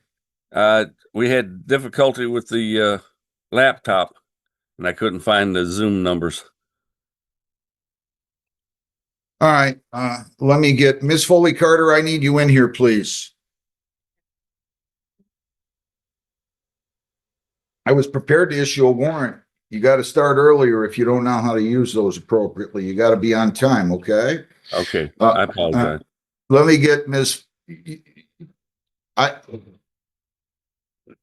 yeah, you got to be here on time. Your name? Your name? Jackson Farrell. Your name again, Mr. Haynes? Sherwood Hanspeth, Jackson Farrell. So he just showed up on Zoom, says he couldn't get on, didn't know the ID numbers. I don't understand why people don't show up on time, but whatever, it happens every day. It's the system's fault, not theirs, because we tolerate it too much. I'm going to let everybody take their time. You can talk to Mr. Farrell. I didn't want the ordinance officer to leave. You just pointed out that Mr. Farrell wasn't here and I was going to issue a warrant.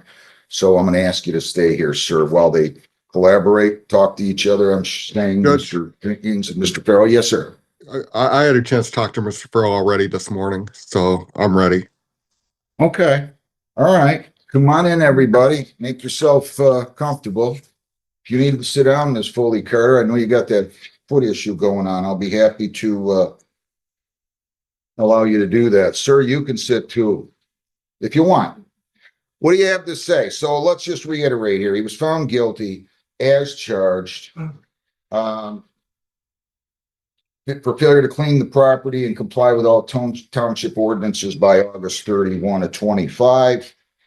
And I have had my discussions with Mr. Farrell and explained how important it was that he get this taken care of. So you went out there, sir? Yes, went out yesterday. And what did you find out, Mr. Harris? The new dumpster there, with the property, actually, the garage, I don't know if it's falling apart or if they actually did something, but I took some pictures to bring it to the court.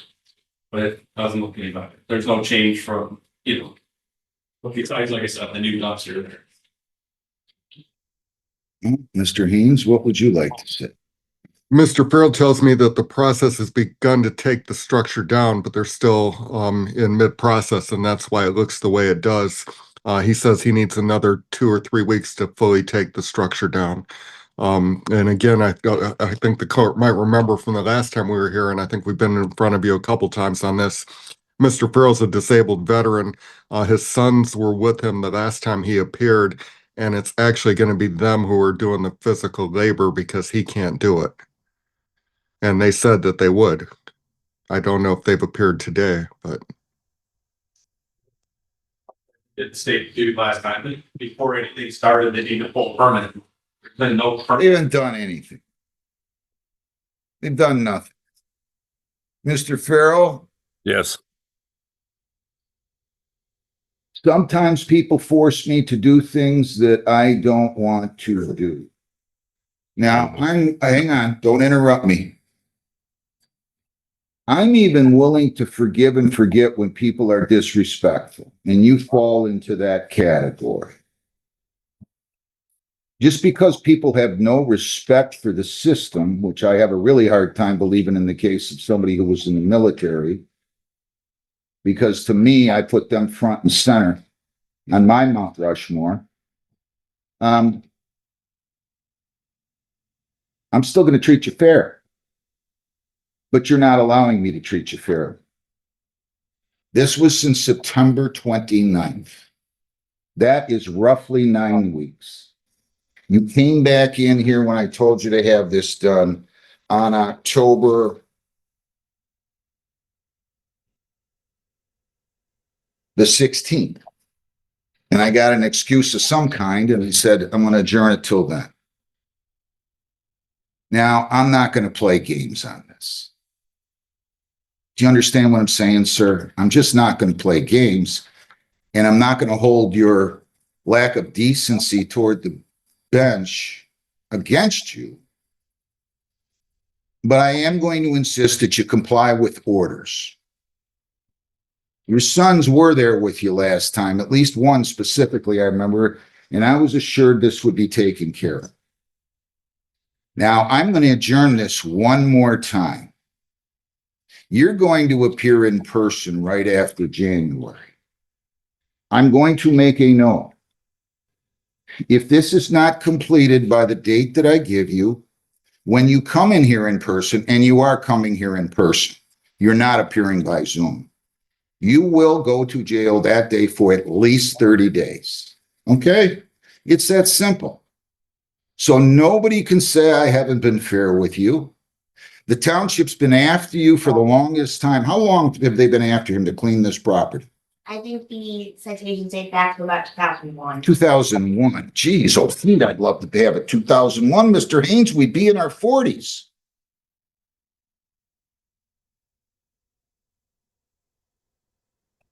So I'm just telling you, if I could take a set of jail keys and throw them through the Zoom here and hand them to you, that is what I would love to do, because I'm promising you, you hold your keys to your freedom in your hands. I don't want to hear that you can't get here. I don't want to hear that you have to do it by Zoom. You don't show up, there's going to be a big problem. You show up without doing it, I'm writing down at least 30 days. So you can take all your tongue-in-cheek comments to me from before, and you can either say, this judge isn't bad. This judge let me get disrespectful with him on multiple occasions. He's still trying to be fair with me. He took an oath. He recognizes that oath. He respects that oath. Or you can continue to be defiant. In which case, I'm telling you, you will go to jail for at least 30 days. And I'm not giving you a long time, and I don't care if we have snow blizzards that cover the tops of the houses down here.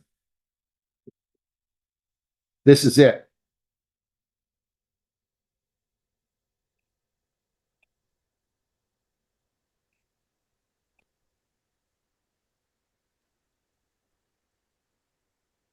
Haven't even pulled a permit. You haven't even pulled a permit. So I'm just telling you, don't call us and tell us you're sick. If you're in the hospital, that's one thing. Don't tell us you couldn't get a ride. Don't tell us there's too much snow on the road on your next scheduled date. If you have to take a boat here, or you have to take a helicopter here, or you have to get a hotel room for 4 nights until the snow clears, you do it. I'm sorry, I keep playing this game with them. It's my fault. I'm accepting responsibility. This won't go on, though. I'm promising you. And then when I write my book, I'm going to talk about how it just so happens that people just think they can ignore orders like this, Mr. Farrell. Give me a date about midway through January, Lisa. It's their last one. Judge, January. I'm sorry. I've got two dates on your probation violator docket. I've got January 6th and the 20th. Those are not Brownstown days, Judge, if you're Oh. okay with that.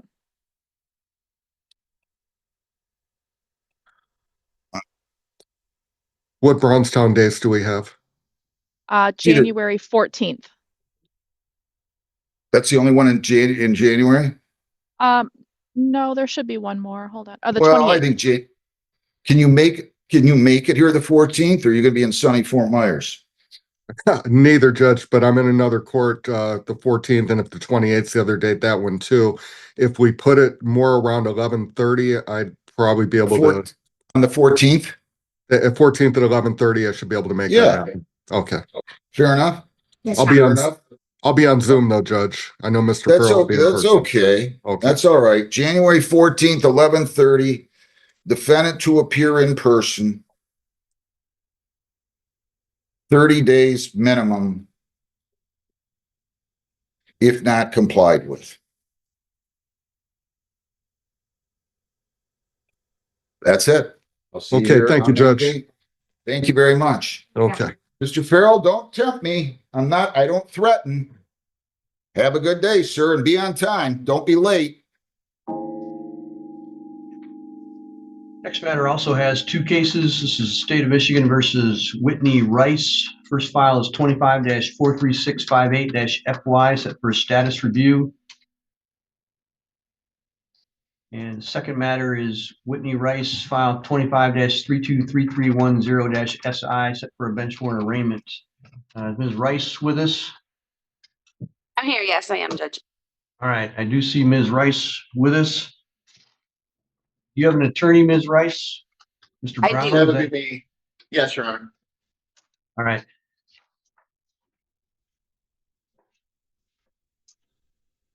Ms. Rice, in the second file that I called, there is a notice from the court of a failure to appear on a bench warrant. And there is $222 in unpaid fines and costs in that matter. Looks like you failed to appear in front of Judge Cooper on October the 20th of this year. What happened there? I believe that was when I was tied into all those other ones that I had previously missed, even with you, when I was not getting the mail and I was away from home.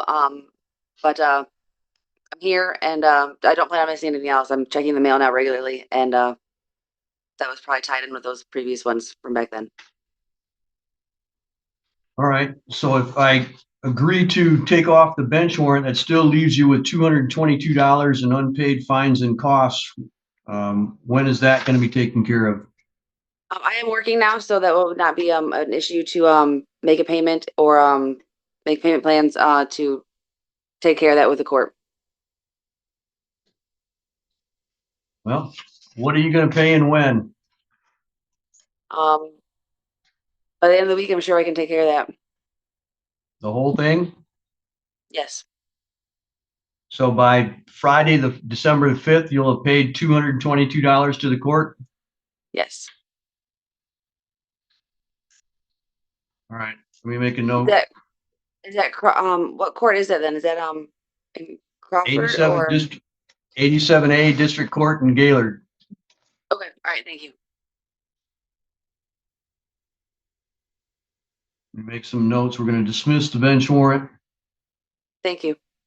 And you're going to pay $222 to the 87A District Court in Gaylord by Friday. Thank you. Yep. Court's done at 4:30 on the 5th, so make sure that you make your payment by then. Absolutely.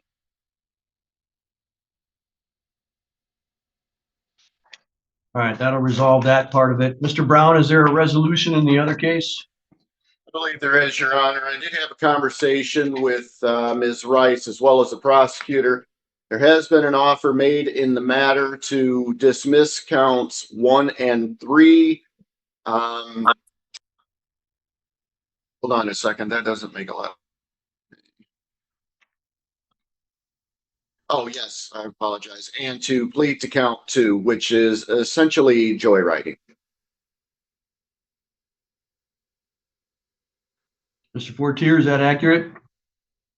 It is, Your Honor. One thing I did want to ask is if the high court misdemeanor plea is able to be taken in district court today, or if that has to go to circuit court. I'm not entirely sure. I don't have a problem if we take it in district court. I just don't know if procedurally we can. That was an issue that I was going to raise as well, because, Your Honor. Isn't there a 1 year, am I misremembering? Isn't there a 1 year unlawful use as well? Or am I thinking of something different? There might be if it's a first offense. Let me look it up real quick in the warrant manual. Yeah, actually, this current charge, in the case of a first offense, the court may reduce the punishment for a period of incarceration not more than 3 months. I think that's what I was thinking about. Mr. Fortier, do you want to use that aspect of it? Because I believe I could take a plea as to that, because the penalty would not be more than 1 year. If you're not willing to do that, and I'm not saying that you have to be, I think the plea would have to be taken in circuit court.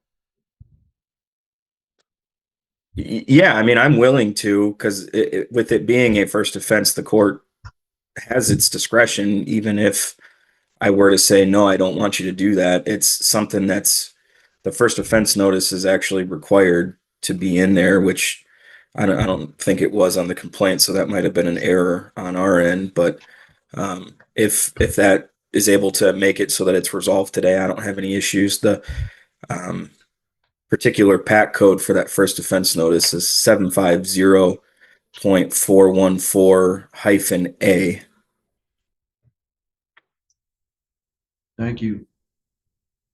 All right, Ms. Rice, you've heard what the lawyers have said, and I have said. There is a statute called unlawful use of a motor vehicle, which has a bifurcated or 2 different types of penalties. One is a normal 2-year called a high court misdemeanor. One is a 3-month or 90-day limitation. And the prosecutor has agreed to give you the second one, the one with the lower 90-day misdemeanor penalty for it. Because that has a penalty within the district court's area of control, I can take that plea. Is that what you want to do today? Yes, Judge, I do. All right. In order to do that, you'd be giving up your right to have a trial, and all of the things that would happen at a trial would be given up as well. Do you understand that? Yes, I do. Let me remind you of all of the things that would happen at a trial that you'd be giving up. You'd be giving up your right to have a trial before a judge or a jury. You'd be giving up your right to have your attorney represent you at that trial. At a trial, you could also see, hear, and question all the witnesses, and you could present your own witnesses and get a subpoena from the court to require those witnesses to appear and testify. At a trial, you could testify, or you could remain silent, and if you chose to remain silent, that could not be used against you. At trial, you'd be presumed innocent until proven guilty beyond a reasonable doubt, and that burden of proof would remain with the prosecutor at all times. At a trial, you would have the right to automatically appeal any error. However, if you enter a plea, you'd be limited to asking the court for permission to appeal, and that might not be granted. Do you understand all of those rights that you'd be giving up? Yes, I do, Judge. Knowing all of that, do you still wish to enter your plea today? Yes, I do. All right. Let me swear you in so I can take some testimony from you. Would you raise your right hand, please? Do you swear the testimony you're about to give will be the truth, the whole truth, and nothing but the truth, so help you God? I do. All right. Go ahead and put your hand down. Other than this plea agreement, has anybody promised you anything else in order to get you to plead today? No. Has anybody threatened you in any way to get you to plead today? No. Are you doing this of your own free choice and free will? Yes, I am. The charge of unlawful use of a motor vehicle, sometimes called joyriding, says the following. It says, in honor about April the 24th of 2025 in the city of Gaylord, in Otsego County, that you did, without authority and without the intent to steal, take or use, or was party to such unauthorized taking or using of a motor vehicle, that is an Amigo motorized electric cart that belonged to Walmart. Is that what happened? Yes, Judge. Tell me what you did with that Amigo. I was a paying customer at that Walmart, and my foot was bleeding on the bottom of it, and I did take the Amigo mobility scooter, and I was driving it through the parking lot of the Gaylord Walmart. And did you do that without the authority of Walmart? It was sitting outside in the front of the Walmart building, and I did not have intention to steal it. I was simply driving through the parking lot, and I did not ask permission. No, I did not. All right. Do either counsel have any additional factual basis questions? No, Your Honor. Any other promises, threats, or inducements not stated on the record? No, Your Honor, and I do believe the court's complied with court rule. I agree, You Your agree, Honor. Mr. It's Brown? both three. I agree to both issues. All right, thank you. I will accept the plea. I believe she's given that to me knowingly, intelligently, and voluntarily based on her answers to my questions, and she did give me a proper factual basis indicating that she did not have the permission ahead of time of Walmart, and she used the Amigo in the parking lot within Otsego County, so I will accept the plea. Mr. Brown, do you wish to move directly to sentencing? I do, Your Honor. Mr. Fortier, any objection?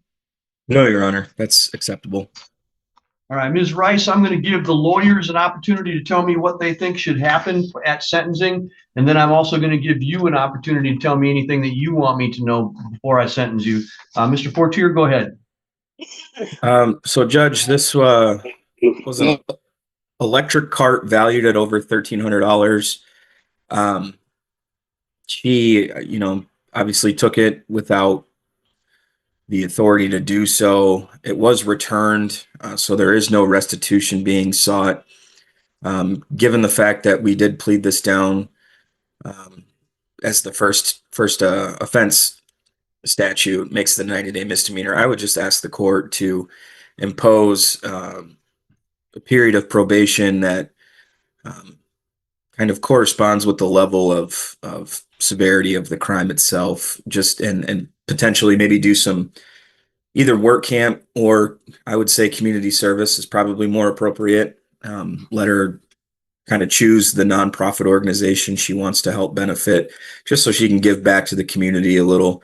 I think that would be appropriate. I don't think jail is necessary, given that the cart never left the actual property, and that it was returned undamaged and there is no restitution being sought. So again, I don't think jail is necessary, but I do think that a small period of probation along with some community service would be appropriate. Mr. Brown? Thank you, Judge. I would agree with the prosecutor. Ms. Rice does have a very good job right now. The only issue with the probation, I think, is she is living in the Lansing area. She does take the bus to work. She still doesn't have a driver's license. To her credit, she is not driving a vehicle. So if the court imposes any period of brief probation or community service, which I don't think there's an opposition to, I would ask the court to take her situation into consideration. As far as the underlying offense, it was an Amigo that she essentially just took for a ride around the parking lot and I mean, I don't understand what the issue was. She apparently had something wrong with her foot, but definitely not something that was meant to be a theft or anything like that, just maybe a bad decision. So I would ask the court to take all that into consideration here when fashioning a sentence on this particular issue. Ms. Rice, is there anything that you want me to be aware of?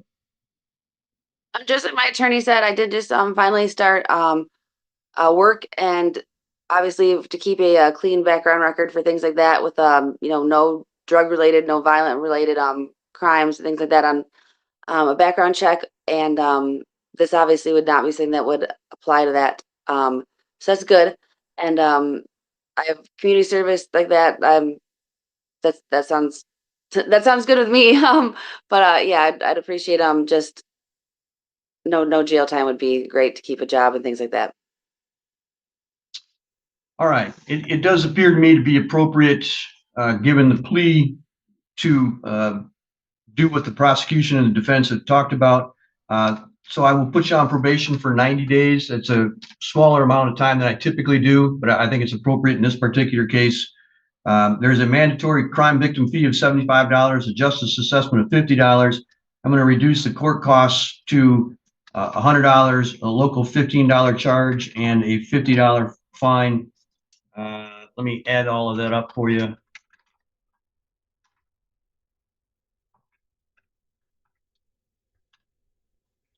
There's also a $90 probation term fee. That's a total of $380. You can pay that over the course of your probation. That's for not the 3 months then for that payment? Yes, Okay. yes. So it'd be about $40, $45 a month to make sure you get that pay, Sure. whatever that works out to be. Actually, I'm wrong. That's $100 and some a month. So I apologize. My math is wrong. I will allow you to perform community service work in lieu of some of those fines and costs. I'm also going to impose 10 hours of community service work. What that means is that you're going to need to find a nonprofit or a public service organization and then get that approved with our local probation department. You can certainly do it in the area where you're living at down there. Okay. Then you'd have to provide some documentation, get a signature from somebody as to how many hours of work that you performed at that agency. But it shouldn't be too bad. You'll be able to report via either phone or via Zoom to our probation officer up here. So we're not going to require you to travel up here to do that. Perfect. And then I think that will be sufficient for our purposes of today. If you complete your probation successfully, pay your fines and costs, and do your community service work, that should be sufficient. Thank you, Do you have Judge. any questions, ma'am? No, I do not. Let me give you the number to call probation, because you're going to need to speak with them to get signed up for that, and then also to get approval for your community service hours. Do you have something to write with? Yep, go ahead. I do. Yep, got it. Thank you very much. Good luck to you, ma'am. Thank you. All right, I think I've got Mr. McDaniel on here now. Yes, sir. Matthew McDaniel. I'm not hearing a response. Matthew McDaniel? Am I supposed to say something? Yes. Yeah. Okay. This is the state of Kansas versus Matthew R. McDaniel, case number 2025 CR 454. Mr. McDaniel appears from the El Dorado Correctional Facility's Zoom location. Amber Norris appears for the state. This is a first appearance in the case. Count 1 alleges murder in the second degree, a level 1 person felony. Since a felony is involved, you will not be asked to plead at this time, Mr. McDaniel. Rather, a preliminary hearing scheduling will be made by this court. Previously, this court appointed James Watts as your attorney. He's on this meeting with us. Mr. Watts, I'm proposing our next court date for preliminary hearing control to be 11 o'clock a.m. on December the 31st. Are you available?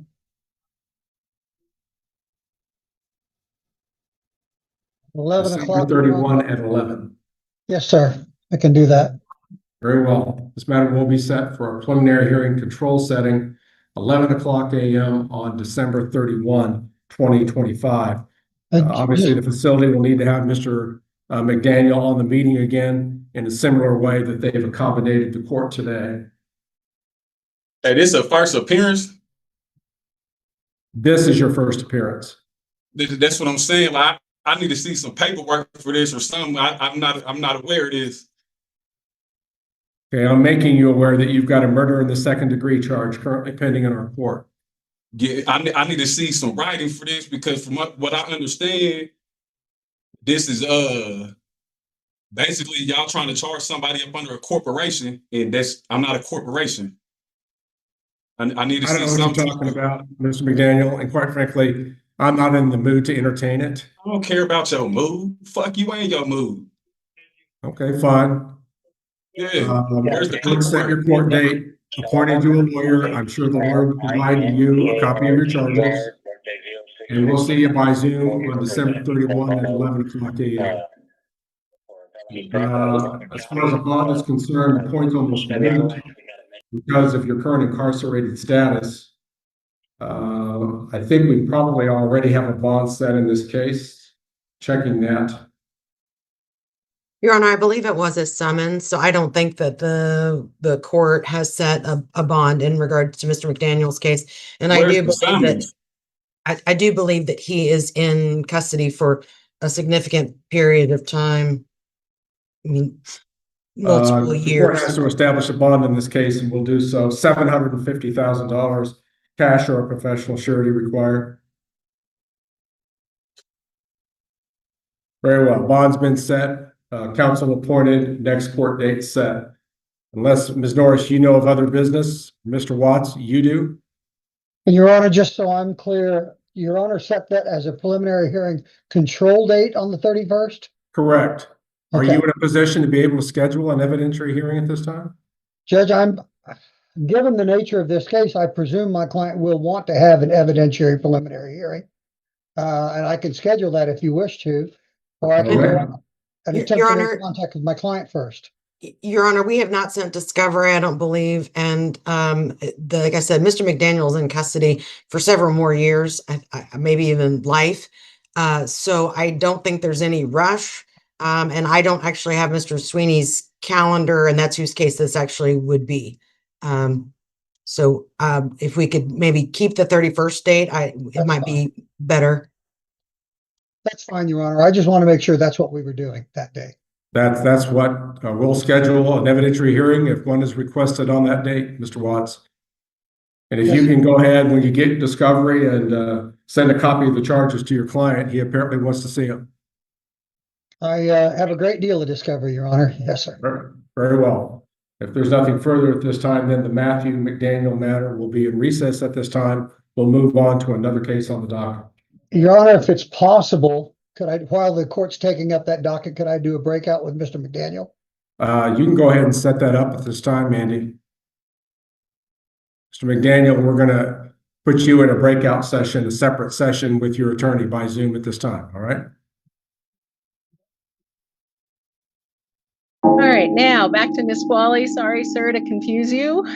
Your name? You mind giving me just a minute here? I have just been rushed into here and I have not had access to any of the courts and any phone calls whatsoever. I just need about 10 more minutes if possible.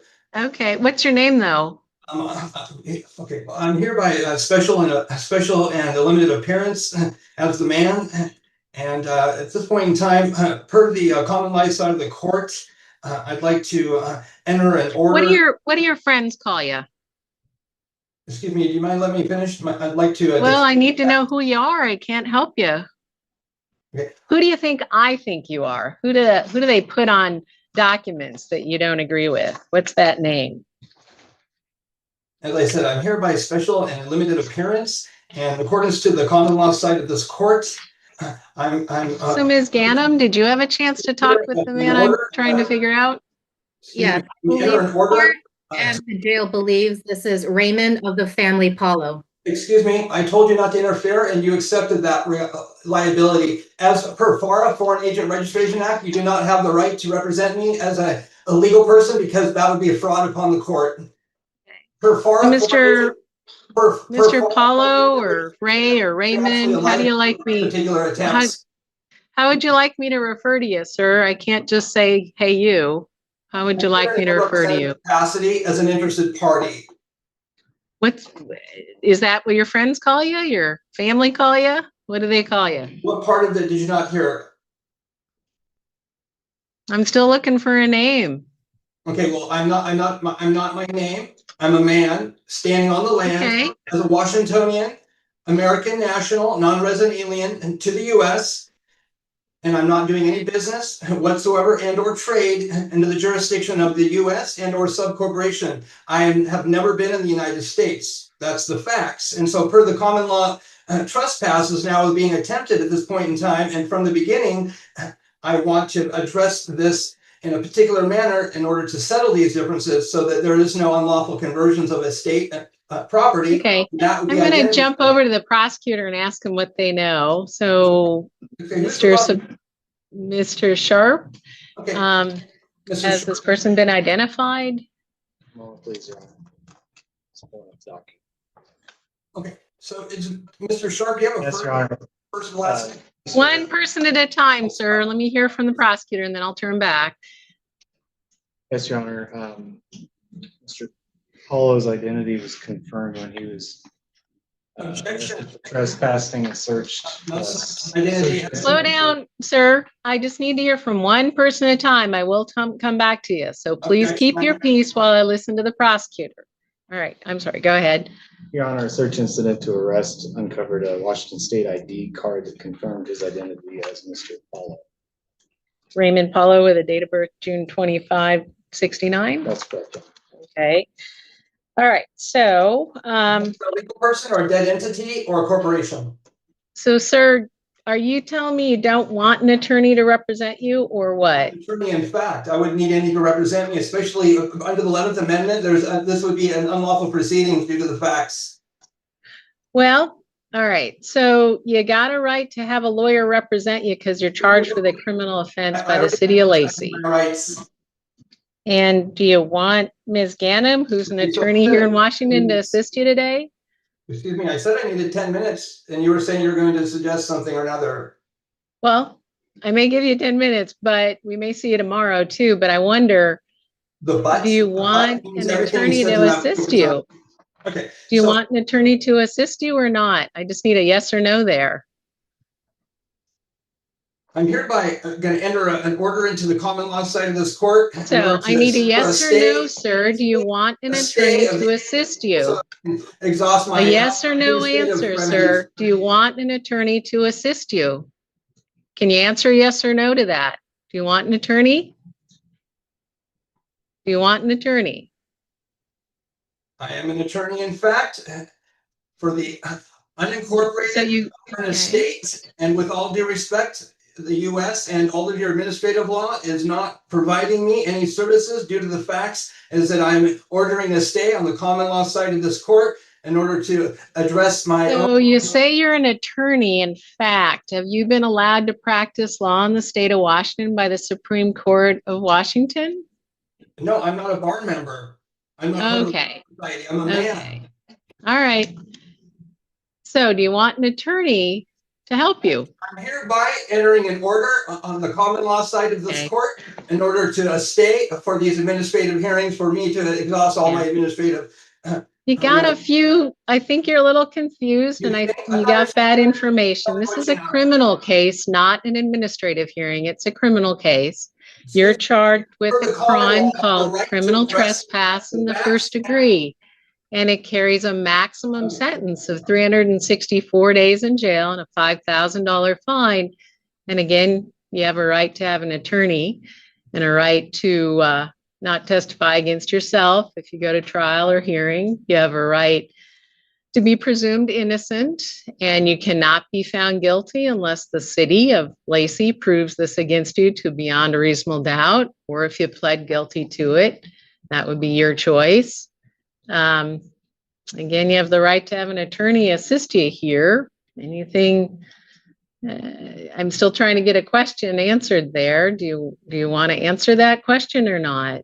Am I going to be able to answer without your interference? Because you keep cutting me off. That's not the sort of conduct that's necessary. It seems to be you're practicing law from the bench. I would appreciate it if you refrained from such and let me speak for myself as a man, not a legal person or a legal entity or a corporation which I've denied. And I'm going to show you the paper here on the affidavit.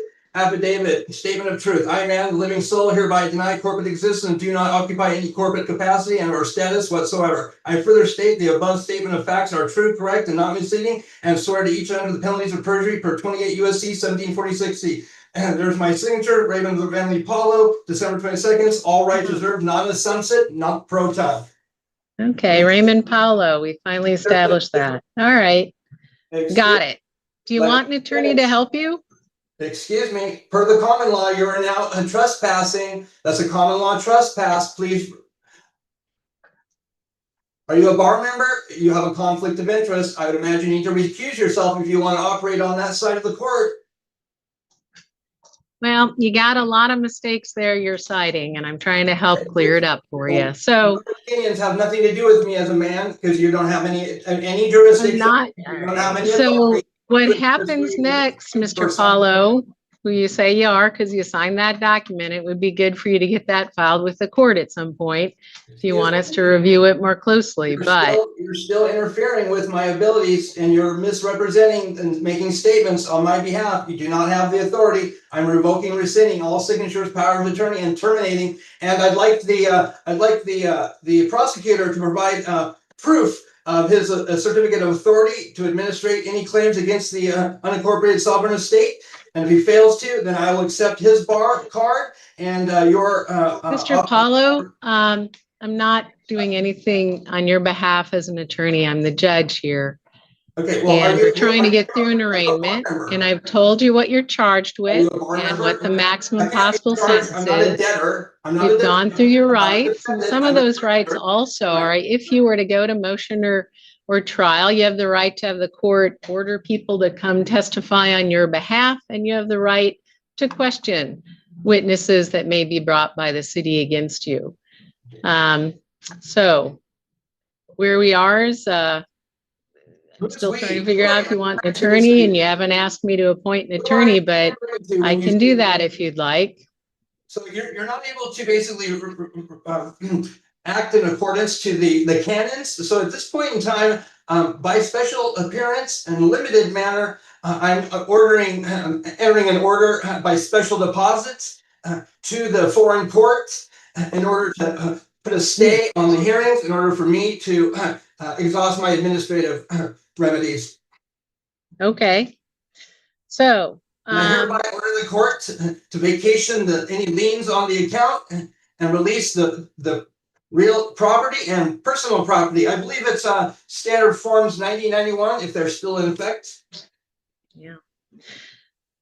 So Ms. Ganem, anything you want to add here? Nothing additional, Your Honor. I was not able to get much information. No, I told you you're not to be one person at a time, Mr. Paolo, please. Let me just hear from Ms. Ganem, and then I'll turn back to you. I'm Raymond of the Family Paulo. Do not unlawfully convert the estate name. All right. So an unlawful conversion. This is identity theft. Okay, so at this point in time, I'm going to read your rights. You have the right to remain silent. Anything you say or do, you can use in court of law. If you don't understand your rights, an attorney will be appointed to you. Do you understand your rights? All bar members and those present in this particular hearing and on the common law side in which I'm standing. So I'm going to turn to the prosecuting attorney, Mr. Sharp. What's the recommendation here on release conditions? Thank you, Your Honor. I see. I should make it clear probable cause was found the first. I didn't get any discovery, so I don't know about those things. Those are all presumptions. Well, city will just make a record that city has grave reservations about Mr. Paulo being allowed to represent himself. Statements he's made. Identity theft. Mr. Paulo, stop interrupting and I'll get back to you. I'm going to hear from you next. So I suggest you listen and then you respond. Stop interrupting. We're going to have to. Okay, I will come back to you. I will be coming back to you. So listen and then respond. So first off, we got to listen. So Mr. Sharp. Thank you, Your Honor. Again, the city has grave reservations it would like to express about Mr. Paulo being allowed to represent himself, and while he may have a right to do so, the statements he's made before the court today seem to suggest he either has multiple grave misunderstandings about the way the law works and the way the court proceeds, or is just unwilling to participate in the process in a functional way. Either way, it seems a grave injustice to not have a properly educated and trained attorney assisting him. However, I do recognize that he has that right should he choose to exercise it. City's requesting $250 bail on this case, law-abiding behavior. Did he not have any contact with the Peak Credit Union? Your Honor, the street address for that is. Is this in the United States? Your Honor, that's 4-4s, 6th Avenue Southeast. Oh, excuse me, I'm sorry. I've got the wrong report for the address here. Pardon me. You made a mistake. 4540. Your Honor, that's 4540 6th Avenue Southeast. City's bail request is based on concerns over Mr. Paulo's ability or likelihood to reappear under Rule 3.2. The statements that he's made before the court today suggest that he's not likely to respond to the court's orders, given that he's rejected the court's authority over this matter.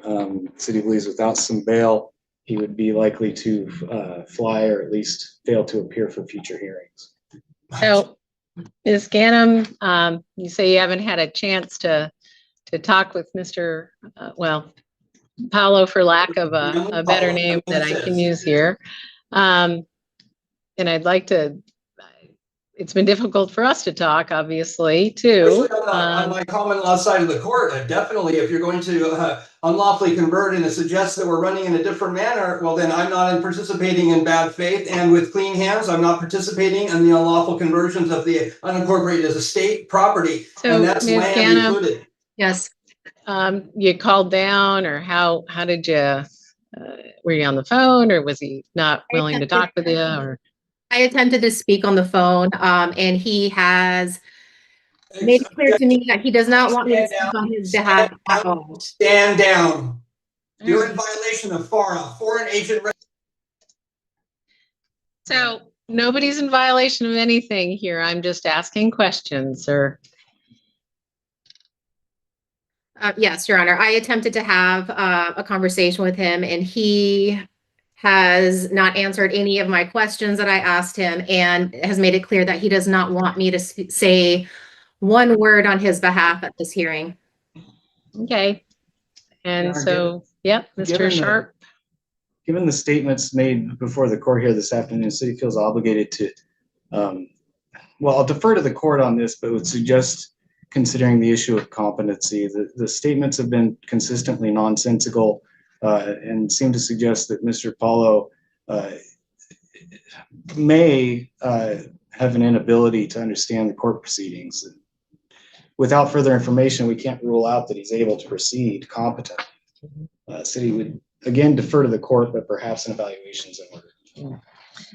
So I'm not convinced at this stage. I'm convinced that Mr. Paulo doesn't agree with the proceedings and doesn't agree with the state of the law in Washington, and that's fine. Problem is, it's still happening the way he doesn't agree. It still is a fact. And so, Mr. Paulo, I'm being asked to have you post bond or in order to be released, and then set another hearing and have you back to court if you are out of custody, or have another hearing anyway if you're in custody. Do you have anything to say about this request from the city, and also that you don't go back to that 4540 6th Avenue Southeast? It's a credit union, did you say? It's the Peak Credit Union. Peak Credit Union. So you have anything to say on that? I think somebody muted you, so we're going to need the help of corrections there and Lacey to unmute you. Me? You're back. So do you have any response to what the city wants me to do on release conditions? As a man or a legal person? Whatever way you want to respond. No, as the statement that he's made to a man or a legal person, because I'm not a corporation, as the affidavit of statement of truth has now been entered into the public record. And after How do reading you your want to writings, you guys respond? bar members, you have a conflict of interest, especially a judge. If you have a bar card, I've accepted your bar card and your oath of office and the attorneys. And if the attorney is not willing to provide the certificate of authority to bring a claim against my own estate, well, the facts remain is that's actually a common law. So, sir, how do you feel about me ordering you not to go back to that credit union, the Peak Credit Union? I'm sorry, you're speaking to a man or you're speaking to somebody else? To you. A man? You're a physical human being in the Nisqually jail. I'm talking to you. A man, yes or no? Are you speaking to a man? You look like a man to me. Okay, well, I know what I look like, but I've asked you directly. Are you directing me to that question as a man? Not that I look like one, because I'm a man, I'm not a legal person, and I'm not a corporation. Okay, to you, the man who's sitting in Nisqually jail. Okay, and so what do you why say? am I identified as a legal person then? What do you say? I'm sorry, you're cutting out. What here. would you like to tell me about what I should do about your custody status? Should I let you out? Should I not? Should I order you to stay away from Peak Credit Union? What do you have to say about that? Well, I'd like to be in I would like to request the judge's chambers in order to protect my privacy. No, this is a public hearing. We're going to do this in But I'd public. like to be So what's your response? I believe it's called Star Chambers in order to protect my publicity and So do you have a response to that question about release conditions or not? Okay, I'm sorry. It's very echoey in here. So if Yeah. you keep cutting me off, you're frustrating me for no reason other than it fears you're interfering. So if you could just respond slower and not cut me off because you're agitating me. As an American with disabilities, and I've been deprived for now 8 days of a hearing. So beyond the 48 hours, I don't know why we're even listening to this because you failed to meet the mandatory obligations to bring any party to the courts, as you have fraudulently induced me to believe something when in fact fraud upon the court is evident and now part of the public record. So with that. So Mr. Paolo, what we're doing here is I'm entering a plea of not guilty to this allegation of criminal trespass in the first degree. I'm not appointing an attorney, as you've told me that you want no one to help you. You can change your mind about that and we can appoint an attorney and keep that in mind. I'm going to order that you don't go back to that Peak Credit Union where this is alleged to have occurred at 4540 6th Avenue Southeast in Lacey. Don't go back there, and don't violate the law otherwise. I don't see a history of failing to appear in court for the last 20 some years, so I'm not going to have you post any bond.